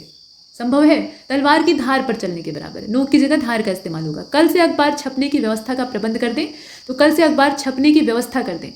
व्यवस्था का प्रबंध कर दे, बात वही है, व्यवस्था करिए या प्रबंध करिए, तो एक ही शब्द का इस्तेमाल करिए। गंभीर व्यक्ति के मन की थाह का पता नहीं चलता। तो मन की थाह नहीं मिलती। थाह का मतलब खुद ही वहाँ पे अनुमान से है, अंदाजे से है। थाह यानी गहराई का आप अंदाजा लगा रहे हैं, ठीक। तो जब यहाँ अंदाजा एक तरह से आपने शब्द इस्तेमाल कर ही लिया है, तो दोबारा उसको दूसरे रूप में लिखने की क्या आवश्यकता है? तो या तो आप लिख दीजिए कि मन का पता ही नहीं चलता, और वो भी नहीं अच्छा लगेगा, तो यहाँ पे मन की था नहीं मिलती, ये ज़्यादा बेहतर है। तो वाक्य की सही संरचना यही है। इसी प्रकार से प्रस्तुत अवतरण सदाचार नामक शीर्षक निबंध से उद्गृत है, तो आप सीधा सीधा ऐसे लिख सकते हैं कि प्रस्तुत अवतरण सदाचार नामक निबंध से उद्गृत है। ठीक है, सदाचार नामक निबंध से उद्गृत है, मतलब निबंध का शीर्षक सदाचार है, ये अपने आप उससे भाव निकल कर आ जा रहा है। अब इसके बाद संज्ञा के बाद हम ये देखते हैं कि सर्वनाम से संबंधित अशुद्धियाँ क्या हो सकती हैं। तो संज्ञा के स्थान पर जो शब्द इस्तेमाल होते हैं उनको सर्वनाम कहा जाता है, यही है।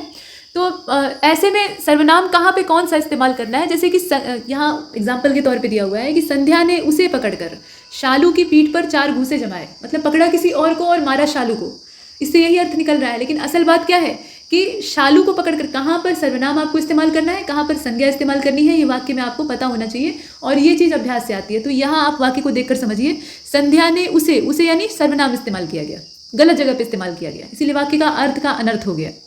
सही क्या होना चाहिए, संध्या ने शालू को पकड़कर उसकी पीठ पर 4 घूंसे जमाए। जो अंतिम था जहाँ पे आपको शालू लिखना था, ऐसे भी नहीं सही रहता कि संध्या ने शालू को पकड़कर शालू की पीठ पर 4 घूंसे जमाए। तो बाद वाली जो संज्ञा है उसमें आपको सर्वनाम इस्तेमाल करना था, लेकिन आपने क्या किया, पहले ही इस्तेमाल कर दिया, तो इसलिए गलत हो गया। इसमें यही बताया गया है। इसके बाद आप देखिए, सर्वनाम के स्थान पर संज्ञा का प्रयोग भी गलत होता है, मतलब सर्वनाम को जहाँ पर इस्तेमाल होना चाहिए उसको वहीं पर करिए, उसको संज्ञा की जगह पे या उसकी जगह पे संज्ञा का इस्तेमाल मत करिए, नहीं तो उससे भी वाक्य गड़बड़ हो जाता है। जैसे कि निशा ने उषा को इधर उधर टहलते देखकर उषा को बुरी तरह से डांटा। अब इसमें हमने क्या किया, इसमें हमने सिर्फ और सिर्फ संज्ञा इस्तेमाल की, सर्वनाम को एकदम से छोड़ दिया, तो ये भी गलत है। यहाँ वाक्य अटपटा लग रहा है, देखने में अच्छा नहीं लग रहा है। होना क्या चाहिए, निशा ने उषा को इधर उधर टहलते देखकर उसे बुरी तरह से डांटा, उसे यहाँ पे सर्वनाम इस्तेमाल होना चाहिए था। और इसी प्रकार से और भी इसमें नियम कहते हैं कि सर्वनाम का चयन अपने से संबंधित संज्ञा के वचन के हिसाब से होता है। मैं जो पुस्तकें लिख रहा हूँ उसे पढ़कर तुम प्रसन्न होगे, इसमें बहुवचन का रूप ही उन्हें देंगे। मतलब कहने का तात्पर्य यह है कि संज्ञा के हिसाब से इस सर्वनाम को चलाएंगे। एक ही व्यक्ति अथवा वस्तु के लिए एक ही प्रकरण में कहीं आ कहीं तुम, मतलब कहीं आप कहीं तुम कहीं तू, इस तरह के संबोधन नहीं, एक समान संबोधन आपको इस्तेमाल करना है। अगर तुम संबोधन इस्तेमाल किया है तो शुरू से अंत तक उस व्यक्ति या उस चीज़ के लिए उसी का इस्तेमाल करेंगे। आपका यूज़ किया है तो आपको ही यूज़ करेंगे, मतलब ऐसा नहीं कि घाल मेल कर दें। और उसके साथ साथ देखिए, लिंग वचन की अगर बात करें तो वो भी जिस रूप में है उसी रूप में इस्तेमाल किए जाएंगे। मेरा मेरी हमारा हमारे के स्थान पे अपना अपने के प्रयोग के विषय में भी सावधानी रखने की आवश्यकता है। नियम ये कहता है कि जहाँ पे वर्णनीय वस्तु अथवा व्यक्ति के साथ वक्ता का आत्मीय भाव रहता है वहाँ अपना या अपने जो शब्द हैं उनका प्रयोग होता है। जैसे अब यहाँ पर जितनी भी चीज़ें आपने परिभाषा के तौर पे, नियम के तौर पे देखी हैं, उनका उदाहरण देख लीजिए। तो अशुद्ध वाक्य दिया है कि यह लोग कहाँ जा रहे हैं, तो इसकी जगह होना चाहिए था ये लोग कहाँ जा रहे हैं। अंकित आया और कहा, यहाँ आपने देखा अंकित आया और कहा, तो यहाँ पर हमने क्या किया है, सर्वनाम को ही गायब कर दिया, इसलिए वाक्य गलत हो गया है। अंकित आया और उसने कहा। दही में कौन पड़ा है, मतलब ऐसा लग रहा है कि दही के अंदर कोई चारपाई बिछाकर सो रहा है, दही में क्या पड़ा है। ठीक, यहाँ पे कौन की जगह पे क्या का प्रयोग होना चाहिए था। तेरे को क्या चाहिए, ये मुंबईया भाषा जो है, तो इसमें क्या लिखना चाहिए, तुम्हें क्या चाहिए। उसी प्रकार से तुम्हारे में से कौन वहाँ जाएगा, ये वाक्य देखिए, तो तुम में से कौन वहाँ जाएगा, तुम्हारे की जगह पे यहाँ तुम में जो शब्द है वो इस्तेमाल होगा। उसने कहा मैं 4 भाई हूँ, उसने कहा कि हम 4 भाई हैं, मतलब उसके द्वारा कहा गया है कि हम 4 भाई हैं। आप बताओ, ये एक अशुद्ध वाक्य है। कृपया आप बताइए या कृपया आप बताएं, ये आपका शुद्ध वाक्य है। तुम और तुम्हारे मित्रों को मैं खूब जानता हूँ, तुम और तुम्हारे मित्रों को मैं अच्छी तरह से जानता हूँ, ये इसमें सही से लिखना चाहिए। यह मेरा मित्र है, यह मेरे साथ रहता है, यह मेरा मित्र है और यह मेरे साथ रहता है, या जो मेरे साथ रहता है। अगर आप और का प्रयोग नहीं करना चाहते हैं तो कॉमा लगा के, मतलब अर्धविराम लगाकर जो का इस्तेमाल कर सकते हैं। और देख लीजिए, यहाँ लिखा हुआ है लीजिए प्याला भर दें, तो यहाँ लिखने का तरीका क्या होगा, लाइए आपका प्याला भर देता हूँ, तो लाइए के बाद कॉमा लगाएंगे और उसके बाद लिखेंगे आपका प्याला भर देता हूँ। अब विशेषण और क्रिया विशेषण से संबंधित गड़बड़ क्या होती है, तो विशेषण संज्ञा या सर्वनाम तथा क्रिया विशेषण जो है वो क्रिया की विशेषता बताते हैं। मतलब एक तो विशेषण होता है सिंपल, जो कि संज्ञा या सर्वनाम की विशेषता बताता है, और कभी कभी क्या होता है कि वाक्य में जब संज्ञा सर्वनाम न मौजूद हो तो वैसी स्थिति में जो गुणवाचक विशेषण होते हैं वो प्रायः इन दोनों की भूमिका को निभाने लगते हैं, ऐसा हो जाता है। तो वो एक चीज़ है। और जो क्रिया की विशेषता बताए वो क्रिया विशेषण होता है, और जो विशेषण की विशेषता बताए वो प्रविशेषण होता है। ये 3 तरह के विशेषण जानिए। अब यहाँ आपको पढ़ना पड़ेगा क्रिया विशेषण भी, क्योंकि अंतर तभी आपको पता चलेगा। तो विशेषण संज्ञा या सर्वनाम की विशेषता और क्रिया विशेषण क्रिया की विशेषता बताते हैं। और जब विशेषण अथवा क्रिया विशेषण अपने अभीष्ट अर्थ को प्रकट न कर पाने की वजह से किसी भ्रामक या विरोधी अर्थ को प्रकट करने लगते हैं तो इस प्रकार से वाक्य अशुद्ध हो जाता है। मतलब विवाह का निमंत्रण पत्र है और कन्या के नाम के आगे सौभाग्यवती का प्रयोग कर देना। मतलब कन्या जो है अभी उसका विवाह नहीं हुआ है, विवाह का ही तो इनविटेशन है कि आप उसको देखने के लिए, मतलब विवाह में आशीर्वाद देने के लिए आइएगा। तो उससे पहले ही आपने कार्ड में छपवा दिया सौभाग्यवती। तो सौभाग्यवती का मतलब क्या कि उसका विवाह हो गया है। सौभाग्य मतलब वो सुहागन है कहने का तात्पर्य। ठीक, सुहाग जो शब्द है ना वो सौभाग्य का ही बिगड़ा रूप है। तो ऐसी स्थिति में ये गलत हो जाएगा, गलत विशेषण का इस्तेमाल किया। वहां पर आपको सौभाग्याकांक्षिणी लिखना चाहिए था, मतलब जो सुहाग की आकांक्षा रखती हो। तो ये हमने लिखा। विवाह पूर्व तो उसके लिए स्वस्ति भवती, कल्याणी इत्यादि का भी प्रयोग जो है वो तर्कसंगत होगा।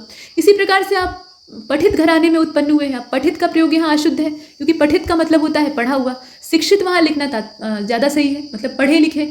पठित का मतलब भी पढ़ा हुआ होता है और शिक्षित मतलब भी होता है पढ़ा हुआ, लेकिन दोनों का अर्थ अलग है। पठित मतलब जिस चीज़ को आपने पढ़ रखा है, और शिक्षित मतलब आप साक्षर हैं, पढ़े लिखे। तो किस शब्द का इस्तेमाल करना है ये ज़्यादातर व्यवहारिकता पर ही निर्भर करता है। जितना ज़्यादा आप अभ्यास कीजिएगा उतना ही ये पक्का होगा। उसी प्रकार से विशेषण अथवा क्रिया विशेषण के स्थान पर संज्ञाओं का प्रयोग भी अशुद्ध होता है। जैसे कि मैं निश्चय रूप से नहीं कह सकता कि वह कब आएगा। अब इस वाक्य में निश्चय के स्थान पर निश्चित होना चाहिए, क्योंकि रूप जो है उसमें संज्ञा की विशेषता निश्चित विशेषण ही प्रकट कर सकता है, निश्चय संज्ञा नहीं प्रकट करेगा। उसी प्रकार से विशेषण के स्थान पर संज्ञा का प्रयोग भी त्याज्य होता है, मतलब जो जिस स्थान पर होना चाहिए उसी स्थान पर रखेंगे। और संज्ञा के स्थान पर विशेषण का प्रयोग भी हेय होता है। प्रायः विद्यार्थी जो है वो संस्कृत विशेषणों के शुद्ध रूप को नहीं जानते हैं और उसको गलत तरीके से लिखते हैं। अब यहाँ कुछ दिया हुआ है, इसे आप देखिए। अनुवादित, ये गलत है, अनुदित होता है। क्रोधित नहीं होता बल्कि क्रुद्ध होता है, ये सब हमने देखा था। गौरवित नहीं बल्कि गौरवान्वित। निरपराधी नहीं बल्कि निरपराध। परिप्लावित नहीं बल्कि लिखेंगे परिप्लुत। वैद्युतिक नहीं बल्कि वैद्युत होता है। व्यापित नहीं बल्कि व्याप्त होता है। वैसे ही गारहस्तिक नहीं बल्कि गारहस्थ होता है। अनुनामित नहीं बल्कि अनुमानित होता है। त्रसित नहीं बल्कि त्रस्त होता है। और निर्दयी नहीं बल्कि निर्दय होता है। राजनीतिक नहीं बल्कि राजनैतिक लिखते हैं, और व्यवहारित नहीं बल्कि व्यवहारित लिखते हैं। सशंकित नहीं बल्कि सशंक होता है। ये सब हमने यहाँ पर देख लिया। नित्य संबंधी क्रिया विशेषणों के प्रयोग में सावधानी रखनी चाहिए। यद्यपि, तथापि, जितना उतना, जैसा वैसा, चाहे, पर, यदि, तो, अथवा ऐसे जो क्रिया विशेषण हैं इनमें एक के प्रयुक्त होने पर दूसरे का प्रयुक्त होना आवश्यक हो जाता है। जैसे वह मुझसे सभीत है, वह मुझसे भयभीत है, न कि सभीत है। और ये उदाहरण विशेषण के हैं तो ध्यान दीजिएगा इन्हें। कमल का पुष्प सुकोमल होता है, कमल का पुष्प कोमल होता है, सुकोमल लिखने की आवश्यकता ही नहीं है। अधिकांश लोगों का यही विचार है, तो अधिकतर लोगों का यही विचार है। अधिकांश जो शब्द है ये संख्यात्मक मान, मतलब जो वस्तुएं हैं उनके लिए प्राय इस्तेमाल होता है, लोगों के लिए या मनुष्यों के लिए नहीं। मेरा और आपका घोर संबंध है, मेरा और आपका घनिष्ठ संबंध है। साहित्य और समाज का घोर संबंध नहीं होता बल्कि घनिष्ठ संबंध होता है। प्रायः सभी लोग ऐसा सोचते हैं, प्रायः सभी ऐसा सोचते हैं। प्रायः लिख लीजिए, या फिर अब देखिए यहाँ प्रायः सभी ऐसा सोचते हैं हम लोग लिख रहे हैं। इसमें प्रायः का मतलब ही होता है कि अक्सर, और सभी ऐसा सोचते हैं। तो लिखने का दो तरीका हो सकता है। एक तरीका तो यहाँ लिखा हुआ है कि प्रायः सभी ऐसा सोचते हैं, और नहीं तो फिर सभी ऐसा सोचते हैं, ऐसा भी आप लिख सकते हैं। लोग को यहाँ ना लगाइए, ठीक। अगर आप सभी लिख रहे हैं तो फिर लोग का इस्तेमाल मत करिए, क्योंकि लोग जो है वो खुद बहुवचन है। इसके बाद क्रिया विशेषण को देखिए, जो क्रिया की विशेषता बता रहे हैं। तो सीता अत्यंत सुंदर थी, अत्यंत ही सुंदर थी, ठीक है। सीता अत्यंत ही सुंदर थी, तो ही को हटा देंगे, सीता अत्यंत सुंदर थी। मैं केवल इतना ही चाहती हूँ, मैं केवल इतना चाहती हूँ, ही को हटाया। हम स्वयं ही आपसे मिलेंगे, हम स्वयं आपसे मिलेंगे। श्री राम के एकमात्र पिता चल बसे, पिता एकमात्र ही होता है, तो श्री राम के पिता चल बसे। और यह कदापि सत्य नहीं हो सकता, तो यह कदापि, अब यहाँ ये लिखा है ना कि यह कदापि भी सत्य नहीं हो सकता, तो भी यहाँ निरर्थक है, उसको हटा दिया। यह कदापि सत्य नहीं हो सकता। क्रिया संबंधी अशुद्धियाँ क्या हो सकती हैं उसको देख लेते हैं। विशेषण को तो हमने देखा। क्रिया वाक्य का प्रमुख अंग है, मतलब संज्ञा, सर्वनाम, विशेषण और क्रिया। क्रिया के बिना सब निष्क्रिय हो जाएगा। तो अशुद्ध वाक्य के साथ जब, मतलब क्रिया का वाक्य में अशुद्धि है, ये आपने देखा, और वो अशुद्धि अगर क्रिया के अंदर है तो भी वाक्य भद्दा हो जाता है। जैसे कि यहाँ आप देखिए, कुछ संज्ञाओं का जो नियमित प्रयोग है क्रिया उसके साथ दी हुई है, उससे आप बेहतर समझ सकते हैं। जैसे वायु चलती है, ठीक है। अब यहाँ पे चलती है जो क्रिया आपने इस्तेमाल की है वो वायु के साथ इस्तेमाल की। और तूफान आता है, आप ये कभी नहीं कहते कि तूफान चल रहा है, तूफान आता है और चला जाता है। वायु चलती है, कारण यह है ना कि चलना जो है एक परमानेंट प्रोसेस है, हमेशा होता है। हवा हमेशा थोड़ी न थोड़ी मात्रा में चलती है, और तूफान जो है वो कभी कभार आता है, तो उसके लिए आता शब्द का मतलब आता जो क्रिया है उसका प्रयोग करते हैं, और वही सही है। राग बजाया जाता है और गीत गाया जाता है, ठीक है। हालांकि राग आलापा जाता है, वाद्य बजाया जाता है, यहाँ ज़्यादा सही होता है। राग तो आलापा जाता है, राग गीत का ही हिस्सा होता है। और शराब ढाली जाती है। ढालने का मतलब क्या है कि वो सिक्के के रूप में नहीं ढाली जाती है। जो चषक होते हैं या जो प्याले होते हैं उनमें ढाली जाती है, अर्थात उड़ेली जाती है, और भांग छानी जाती है। मुकदमा चलाया जाता है और अभियोग लगाया जाता है। युद्ध किया जाता है, लड़ाई लड़ी जाती है। मतलब यहाँ पे किया जाता है और यहाँ लड़ी जाती है, क्रिया है। कष्ट भोगा जाता है, तकलीफ उठाई जाती है। शूली पर चढ़ाया जाता है और फांसी पर लटकाया जाता है। तो ये सब है, मतलब कहने के तरीके या बोलने के तरीके, और इसमें क्रिया का किस तरीके से इस्तेमाल हुआ है वो आप देखें। यदि एक वाक्य में कई क्रियाएं हों तो उनके काल आदि में संगति का ध्यान रखना चाहिए, और एक ही वाक्य में विभिन्न कालों की क्रियाओं का अगर प्रयोग कर दिया कि पता लगा एक क्रिया जो है वो वर्तमान की जानकारी दे रही है और बाकी दो क्रियाएं जो हैं वो भविष्य काल की हैं या भूतकाल की हैं, तो गड़बड़ हो जाएगा। सारी क्रियाओं का जो टेंस है यानी काल है वो एक समान होना चाहिए। और जैसे आप यहाँ देखें, जिसे अपने कुल की मर्यादा का तनिक भी ध्यान है वह ऐसा निंदित कर्म नहीं करेगा। अब इस वाक्य में वर्तमान काल की तथा करेगा भविष्य काल की, मतलब कहने का तात्पर्य है कि वर्तमान काल और भविष्य काल की क्रियाएं हैं। इस वाक्य को आप ध्यान से देखिए ना, जिसे अपने कुल की मर्यादा का तनिक भी ध्यान है वह ऐसा निंदित कर्म नहीं करेगा। तो वाक्य का पहला हिस्सा जो अर्धविराम से इधर वाला है उसको देखें, जिसे अपने कुल की मर्यादा का तनिक भी ध्यान है, वर्तमान काल, वह ऐसा निंदित कर्म नहीं करेगा। करेगा, गागेगी, फ्यूचर टेंस, मतलब ये भविष्य काल है, भविष्य में वो नहीं ऐसा करेगा। तो इसका मतलब क्या है कि इसमें दोनों कालों की जो क्रिया है उसका इस्तेमाल हो रहा है, तो वाक्य गलत हो गया। उसी प्रकार से भोजन कीजिए, देर न करें नहीं तो गाड़ी नहीं मिलेगी। भोजन कीजिए, देर नहीं करिए या देर न करें नहीं तो गाड़ी नहीं मिलेगी, ये भी वाक्य गलत है। इसके बाद देखिए क्रियाओं का यहाँ एग्जाम्पल दे दिया है ताकि आप बेहतर समझें। तो आप हस्ताक्षर बना दें, हस्ताक्षर बनाया नहीं जाता है, हस्ताक्षर किया जाता है, तो यहाँ पे कर दें होना चाहिए। और युद्ध लड़ा जा रहा है, युद्ध हो रहा है, हालांकि युद्ध लड़ा जा रहा है ये भी काफ़ी हद तक सही है, लेकिन लड़ाइयाँ लड़ी जाती हैं, युद्ध जो है वो होता ही है, तो इसके लिए हमने होता जो शब्द है उसको ज़्यादा सही माना। भगवान राम ने संकल्प लिया, तो यहाँ जरा संबोधन जो इसका प्रयोग है क्रिया का लिया और किया वाला, इसको समझिए। संकल्प किया, संकल्प लिया ही जाता है, मैं संकल्प लेता हूँ, ठीक है, और प्रतिज्ञा की जाती है। तो यहाँ ये गड़बड़ है, उल्टा कर दिया है असल में। भगवान राम ने संकल्प लिया, ये वाला सही है, संकल्प लिया, लिया वाला जो है ना वो सही है। अगर यहाँ पर प्रतिज्ञा होता तब प्रतिज्ञा ली नहीं होता, प्रतिज्ञा की होता, तो भगवान राम ने प्रतिज्ञा की ऐसे लिखा जाता। आपको दवा लेना चाहिए, तो यहाँ लेना चाहिए नहीं बल्कि लेनी चाहिए। तुम्हें स्मरण दिलाना चाहिए, तो तुम्हें स्मरण कराना चाहिए। स्मरण दिलाया नहीं जाता है, स्मरण कराया जाता है, और याद कराया नहीं जाता है बल्कि याद दिलाया जाता है। तुम्हें याद दिलाना चाहिए ऐसे। आप विचार कीजिए, तो आप विचार करें, ये शुद्ध है। अशुद्ध वाक्य यह है कि इस वस्तु का मूल्य नापा या तोला नहीं जा सकता है। एकदम अंतिम वाले को आप देख रहे हैं। शुद्ध रूप इसका क्या हो जाएगा, इस वस्तु का मूल्य आंका नहीं जा सकता है। तुम अपने मत का स्पष्टीकरण करो, और शुद्ध वाक्य हो जाएगा तुम अपना मत स्पष्ट करो। इसकी व्यवस्था की जाने वाली है, तो शुद्ध वाक्य ये होगा। वाली है मतलब भविष्य में होगी, तो इसकी व्यवस्था होगी। कहा जाता है ना कि अभी नहीं हम कर सकते हैं लेकिन भविष्य में ऐसा करेंगे। तो ये जो शुद्ध वाक्य है इसे आपने देखा। अब अव्यय संबंधी अशुद्धियों को देख लीजिए। तो इन अव्ययों के अर्थों में बहुत कुछ समानता है, अतः इनमें किन्हीं, जैसे कि अव्यय कौन कौन से हैं इसमें, केवल, मात्र, भर, ही, ये सब क्या है, अव्यय शब्द है, इनको अव्यय कहा जाता है। तो इनके अर्थों में काफ़ी हद तक समानता होती है। केवल, मात्र सुनने में एक ही जैसा लग रहा है, तो जब समानता है तो प्रयोग में फिर कन्फ्यूजन होगा, और इसीलिए यहाँ बताया गया है। और इनमें से किन्हीं दो शब्दों का प्रयोग नहीं करना चाहिए, मतलब एक साथ नहीं करना चाहिए। जैसे कि उसने केवल 10 रुपये ही पाकर संतोष कर लिया। अब इसमें केवल और ही दोनों अव्यय हैं और दोनों साथ में आ गए, तो ये साथ में नहीं आने चाहिए। बस इतना मोटा इसमें समझ लीजिए। तो इसको लिखेंगे कैसे, या तो आप लिख दीजिए कि उसने केवल 10 रुपये पाकर संतोष कर लिया, और या आप ये लिख दीजिए कि उसने 10 रुपये ही पाकर संतोष कर लिया, तो दोनों ही ठीक होगा, लेकिन दोनों को साथ में प्रयोग नहीं करेंगे बस। और इसके साथ आप देख लीजिए वचन मात्र में क्या दरिद्रता है, वचन मात्र में क्या दरिद्रता है। तो ये जो वाक्य है ये आपका इस प्रकार से लिखा हुआ है, और ये शब्द किसी बात या व्यक्ति पर जोर देने के लिए इस्तेमाल होते हैं। अब ये जो है ना वो जोर देने वाले, यानी वाक्य का जो वाक्य की इंटेंसिटी है या वाक्य की जो पावर है उसको बढ़ाने का काम करते हैं। मैं अवश्य ही आऊँगा, मतलब अवश्य आऊँगा तो थोड़ा हल्कापन, तो आप वादा करते हैं एकदम पक्का वाला कि मैं अवश्य ही आऊँगा, कोई रंच मात्र संदेह नहीं। सीता अत्यंत ही सुंदर है, मतलब इतना बताकर संतोष नहीं हुआ कि सीता सुंदर है, वो बहुत ज़्यादा सुंदर है, तो उसको आप अपने शब्दों में ढालना चाहते हैं तो आप उसमें ही का प्रयोग करेंगे, जोर दे के कहेंगे सीता अत्यंत ही सुंदर है, मतलब उससे अच्छा कोई हो ही नहीं सकता, बहुत ही अच्छा। इसके बाद देखिए दोनों वाक्य अशुद्ध हैं। ये तो हम बोल चाल में प्रयोग करते हैं ना, मतलब संतोष नहीं होता लोगों को तो इस्तेमाल कर लेते हैं, और इसका जो मूल मतलब है, कहने का जो भाव है, उसको दूसरा व्यक्ति समझ भी जाता है। लेकिन यहाँ हम पढ़ रहे हैं व्याकरण, तो व्याकरण में नियम काम करते हैं, तरीका काम करता है। तो दोनों वाक्य अशुद्ध हैं। यहाँ अत्यंत ही, इसके स्थान पे अत्यंत का प्रयोग ही पर्याप्त है। आप अगर कहेंगे कि सीता अत्यंत सुंदर है तो भी वही बात उससे निकल कर आती है। अब ये अपने मन का मर्ज है कि हमें लगता है कि अत्यंत कहेंगे तो थोड़ा कम सुंदर रहेगा, ही लगा देंगे तो थोड़ा ज़्यादा हो जाएगा। तो ये मन का एक तरह का विकार है, उसी की वजह से गड़बड़ी होती है। तो ही का प्रयोग यहाँ अनावश्यक है, जो कि एक अव्यय है।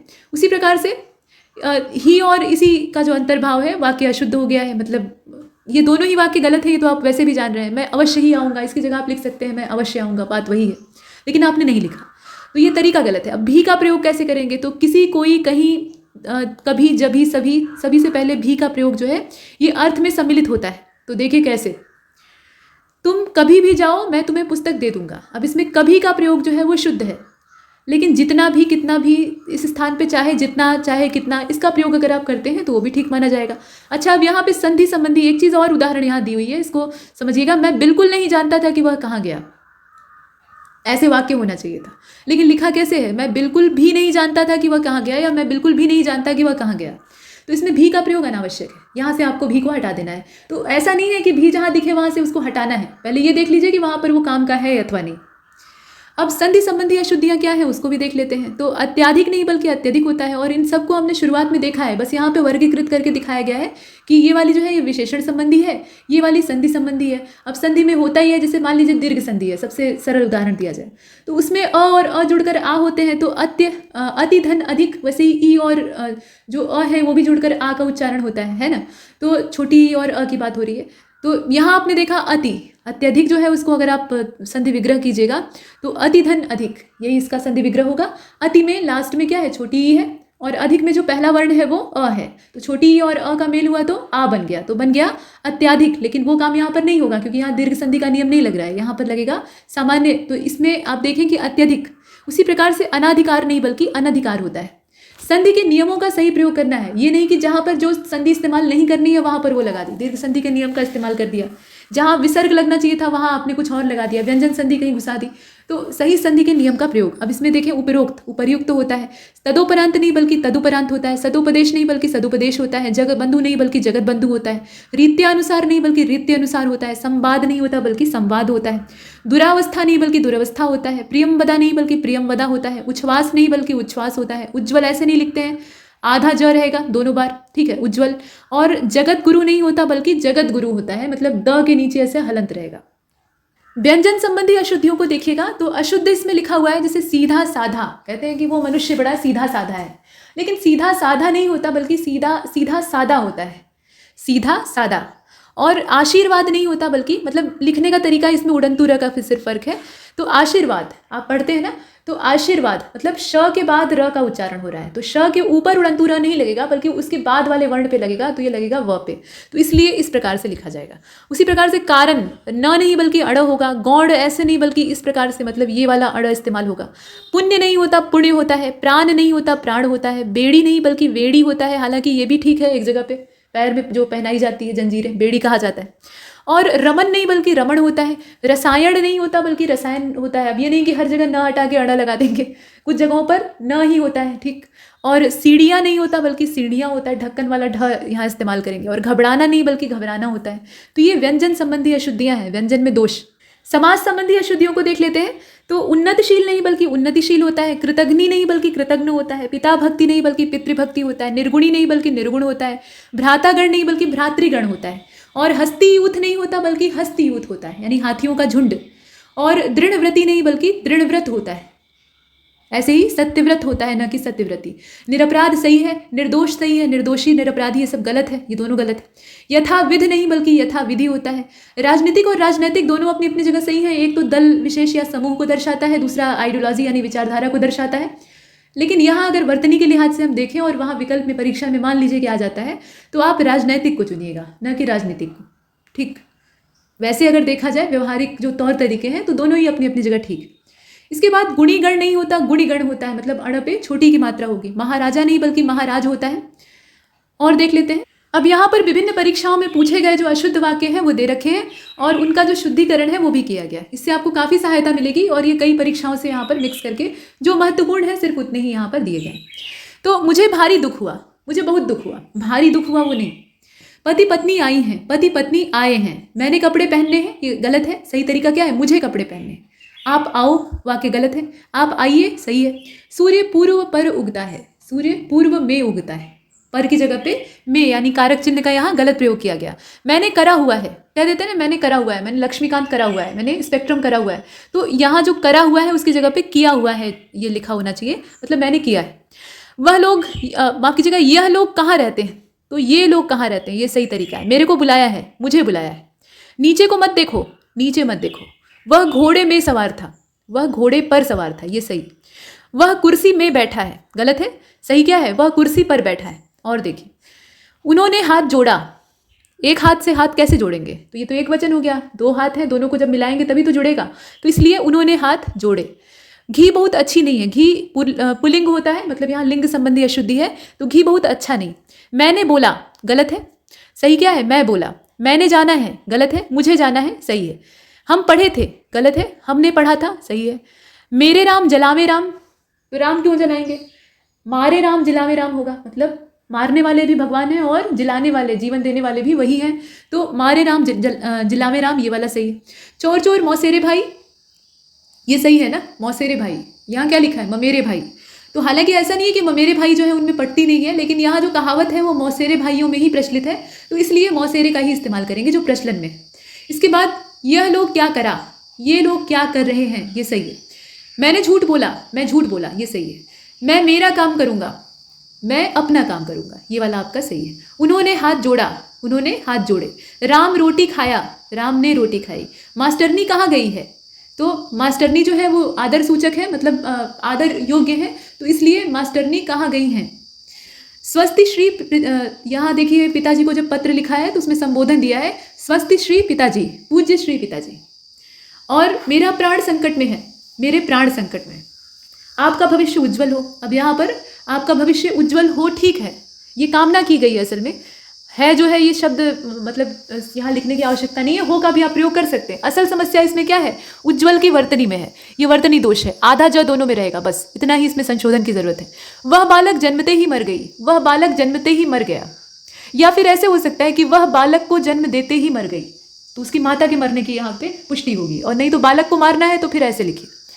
इसके बाद देखिए, आप चुनाव जीत गए हैं, हमारी श्रद्धांजलि स्वीकार करिए। ऐसा प्रतीत होता है इस वाक्य को पढ़कर कि चुनाव जीतने के बाद आप स्वर्गवासी हो गए हैं और जो फोटो है उस पर श्रद्धांजलियाँ दी जा रही, मतलब भाव यहाँ से वही निकल रहा है। तो इसके लिए क्या होगा, आप चुनाव जीत गए हैं, हमारी बधाई स्वीकार करिए। शब्द का सही चयन अगर नहीं किया तो वाक्य हास्यास्पद हो जाता है। डाल में चिड़ियाँ बैठी हैं, डाल पर बैठी हैं, में का यहाँ इस्तेमाल नहीं करेंगे। बेटी पराए घर का धन होता है, तो होता नहीं है बल्कि होती है।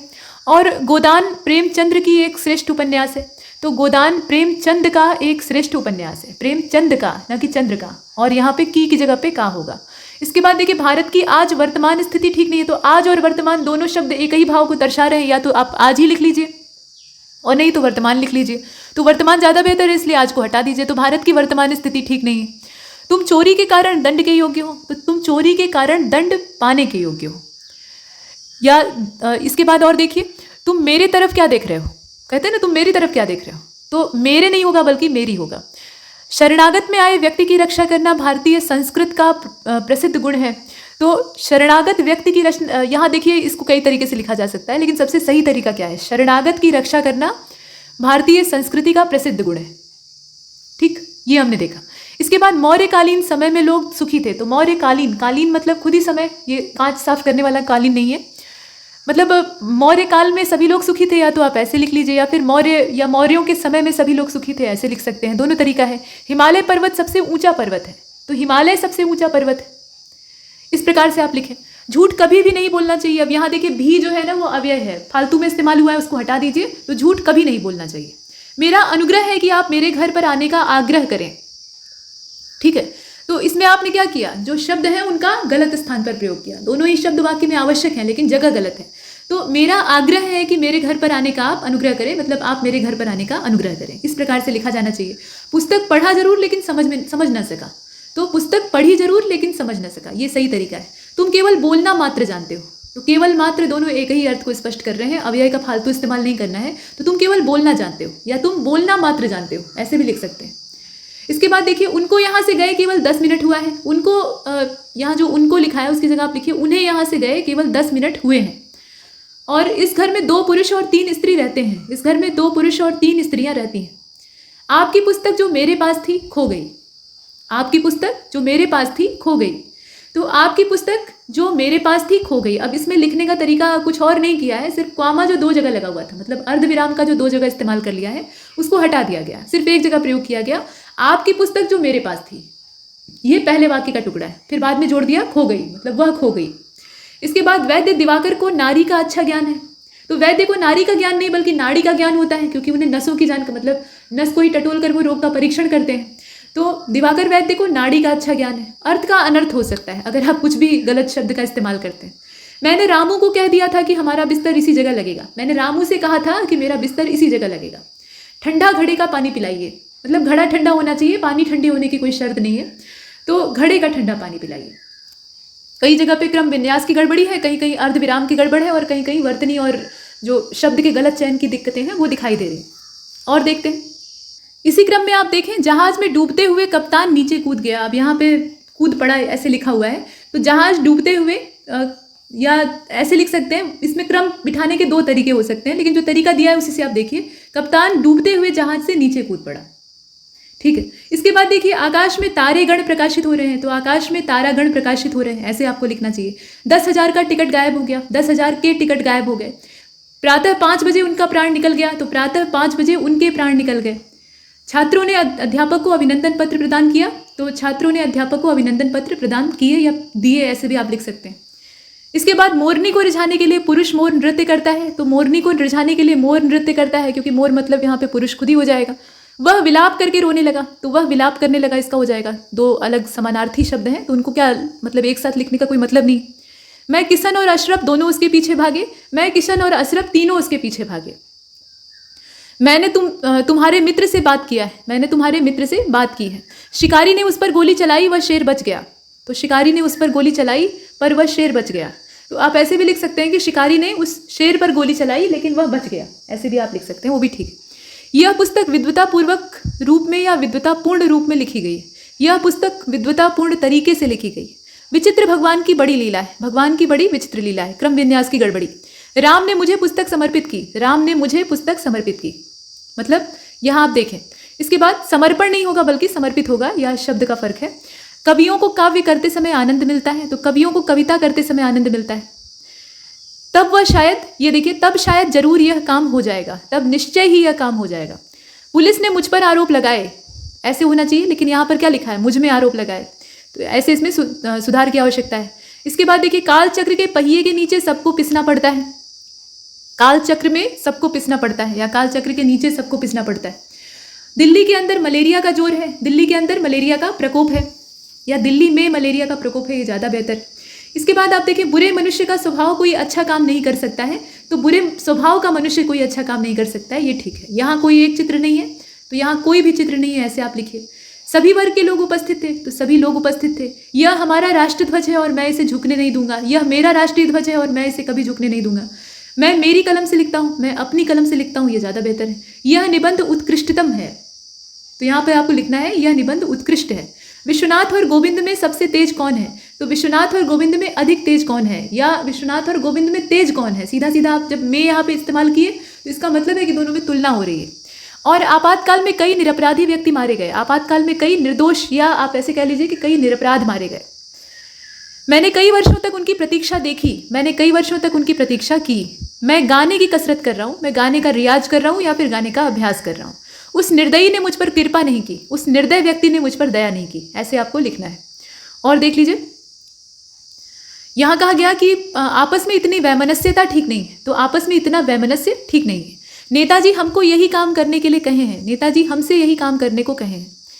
यहाँ पर एक लड़का और एक लड़की बैठे थे, तो ये बैठे थी लिखा हुआ है, इसकी जगह पे आप क्या लिखेंगे, यहाँ पर एक लड़का और एक लड़की बैठे थे।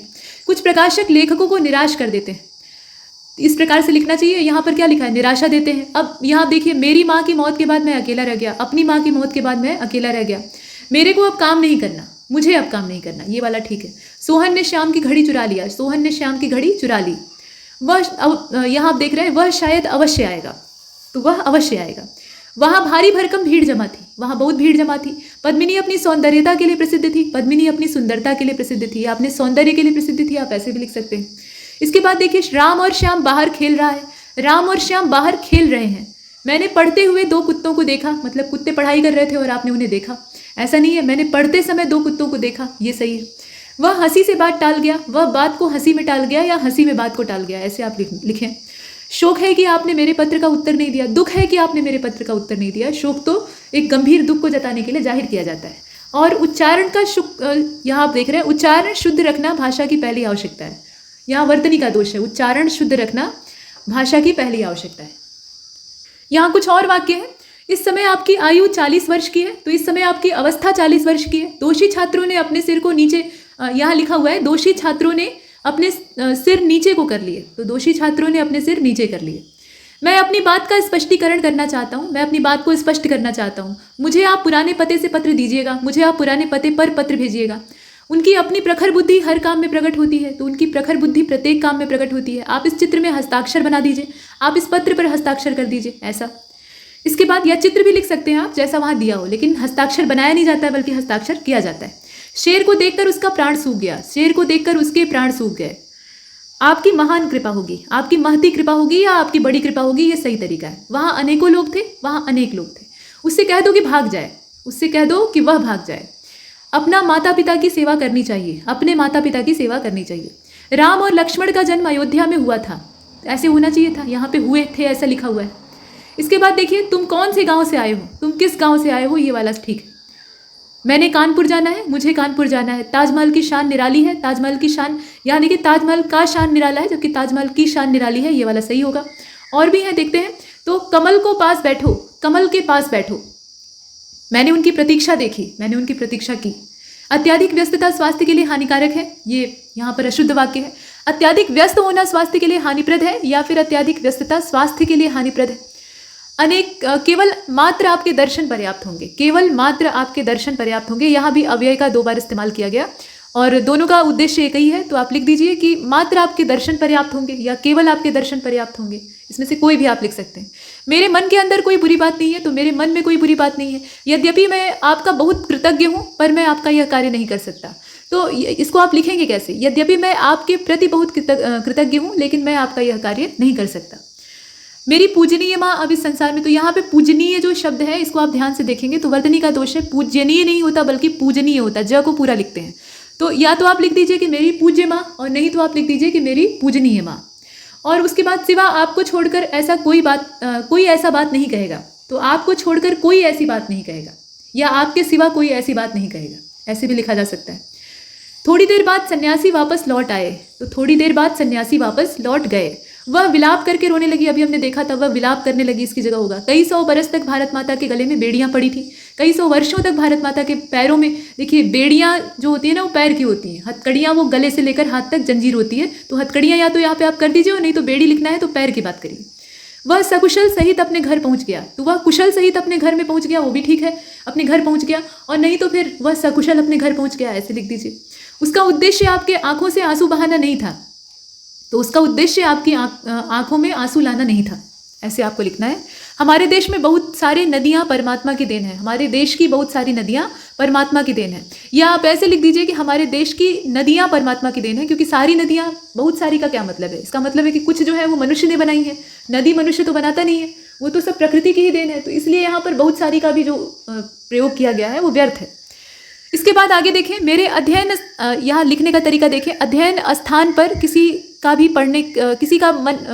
मन पढ़ने के लिए मचलेगा। इसको लिखेंगे कैसे? मेरे अध्ययन स्थल पर किसी का भी मन पढ़ने के लिए मचलेगा। आकाश पर वायुयान दौड़ रहा है, आकाश में वायुयान उड़ रहा है। कृष्ण के अनेकों नाम है, कृष्ण के अनेक नाम है। बिजली गरज रही है, बिजली गरजती नहीं है, बादल गरजते हैं, बिजली चमकती है।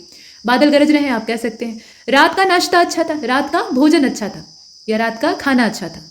यह संस्कृति विभाग का मामला है, यह संस्कृति विभाग का मामला है, तो यह संस्कृति विभाग का मामला है, मतलब वहाँ पे छोटी की मात्रा होगी। घोड़े बैलों से तेज दौड़ती है, घोड़े जो है वो बैलों से तेज दौड़ते हैं। अखबारों में सब तरह की खबरें छपता है, अखबारों में सब तरह की खबरें छपती हैं। वीरता मनुष्य की गुण है, वीरता मनुष्य का गुण है। तुमने अच्छा काम करा, तुमने अच्छा काम किया। आप हमसे नहीं बोलो, आप हमसे नहीं बोलिए।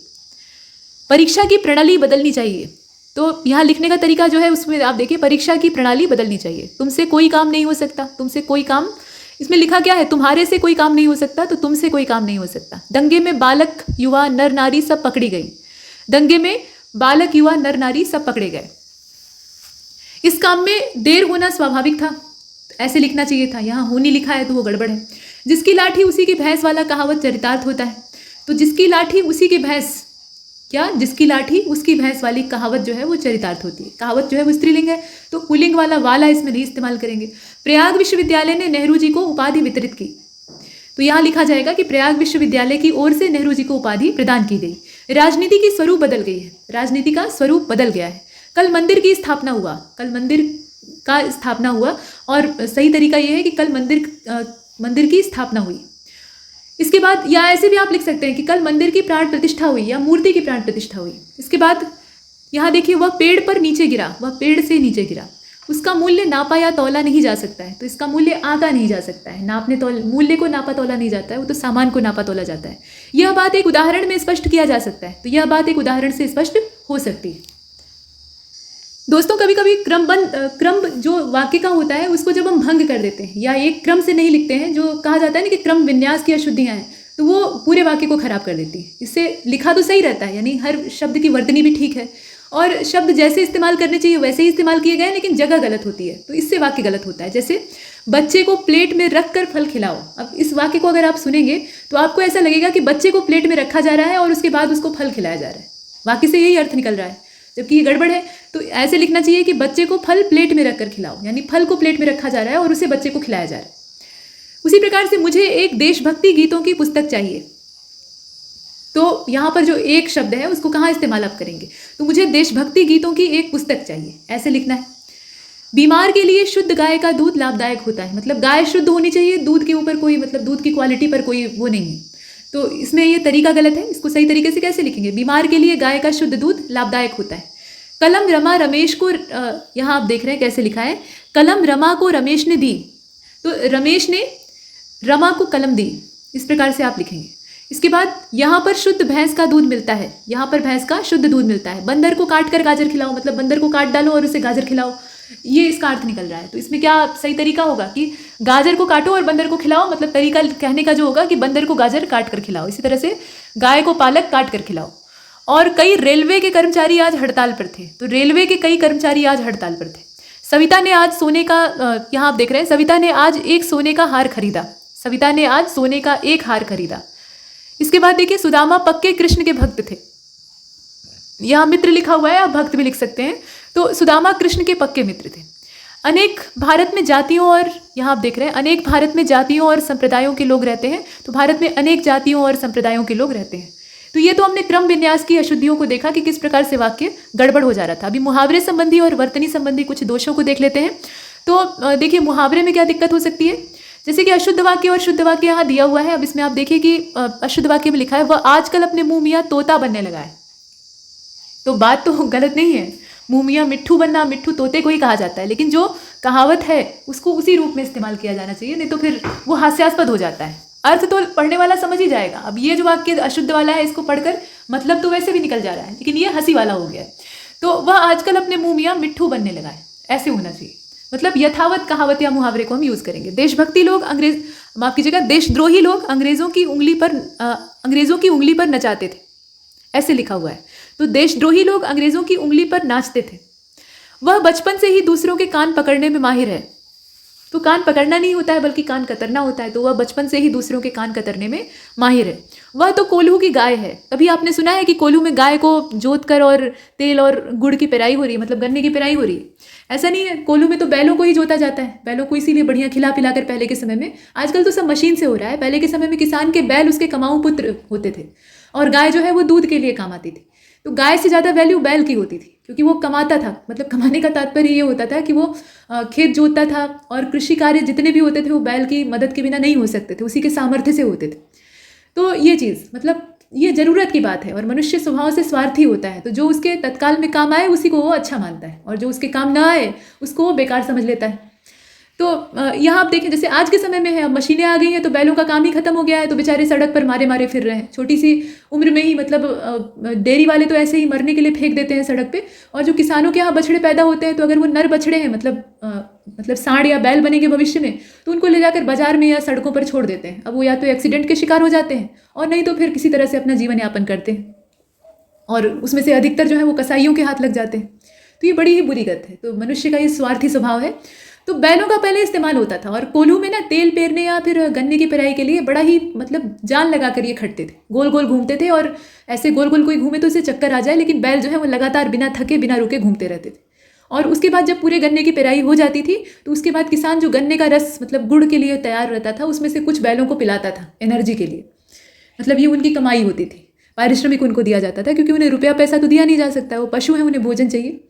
तो ऐसा होता था, लेकिन उसके बावजूद वो थक कर चूर हो जाते थे। तो ये कार्तिक महीने में ये काम होता था और तेल पेराई का काम जो है ये बाद में होता था। खैर अब यहाँ देखिए तो कोल्हू की गाय नहीं होती बल्कि कोल्हू का बैल होता है। और हमारे सैनिक जान मुट्ठी में रखकर काम करते हैं, जान हथेली पर रखकर काम करते हैं।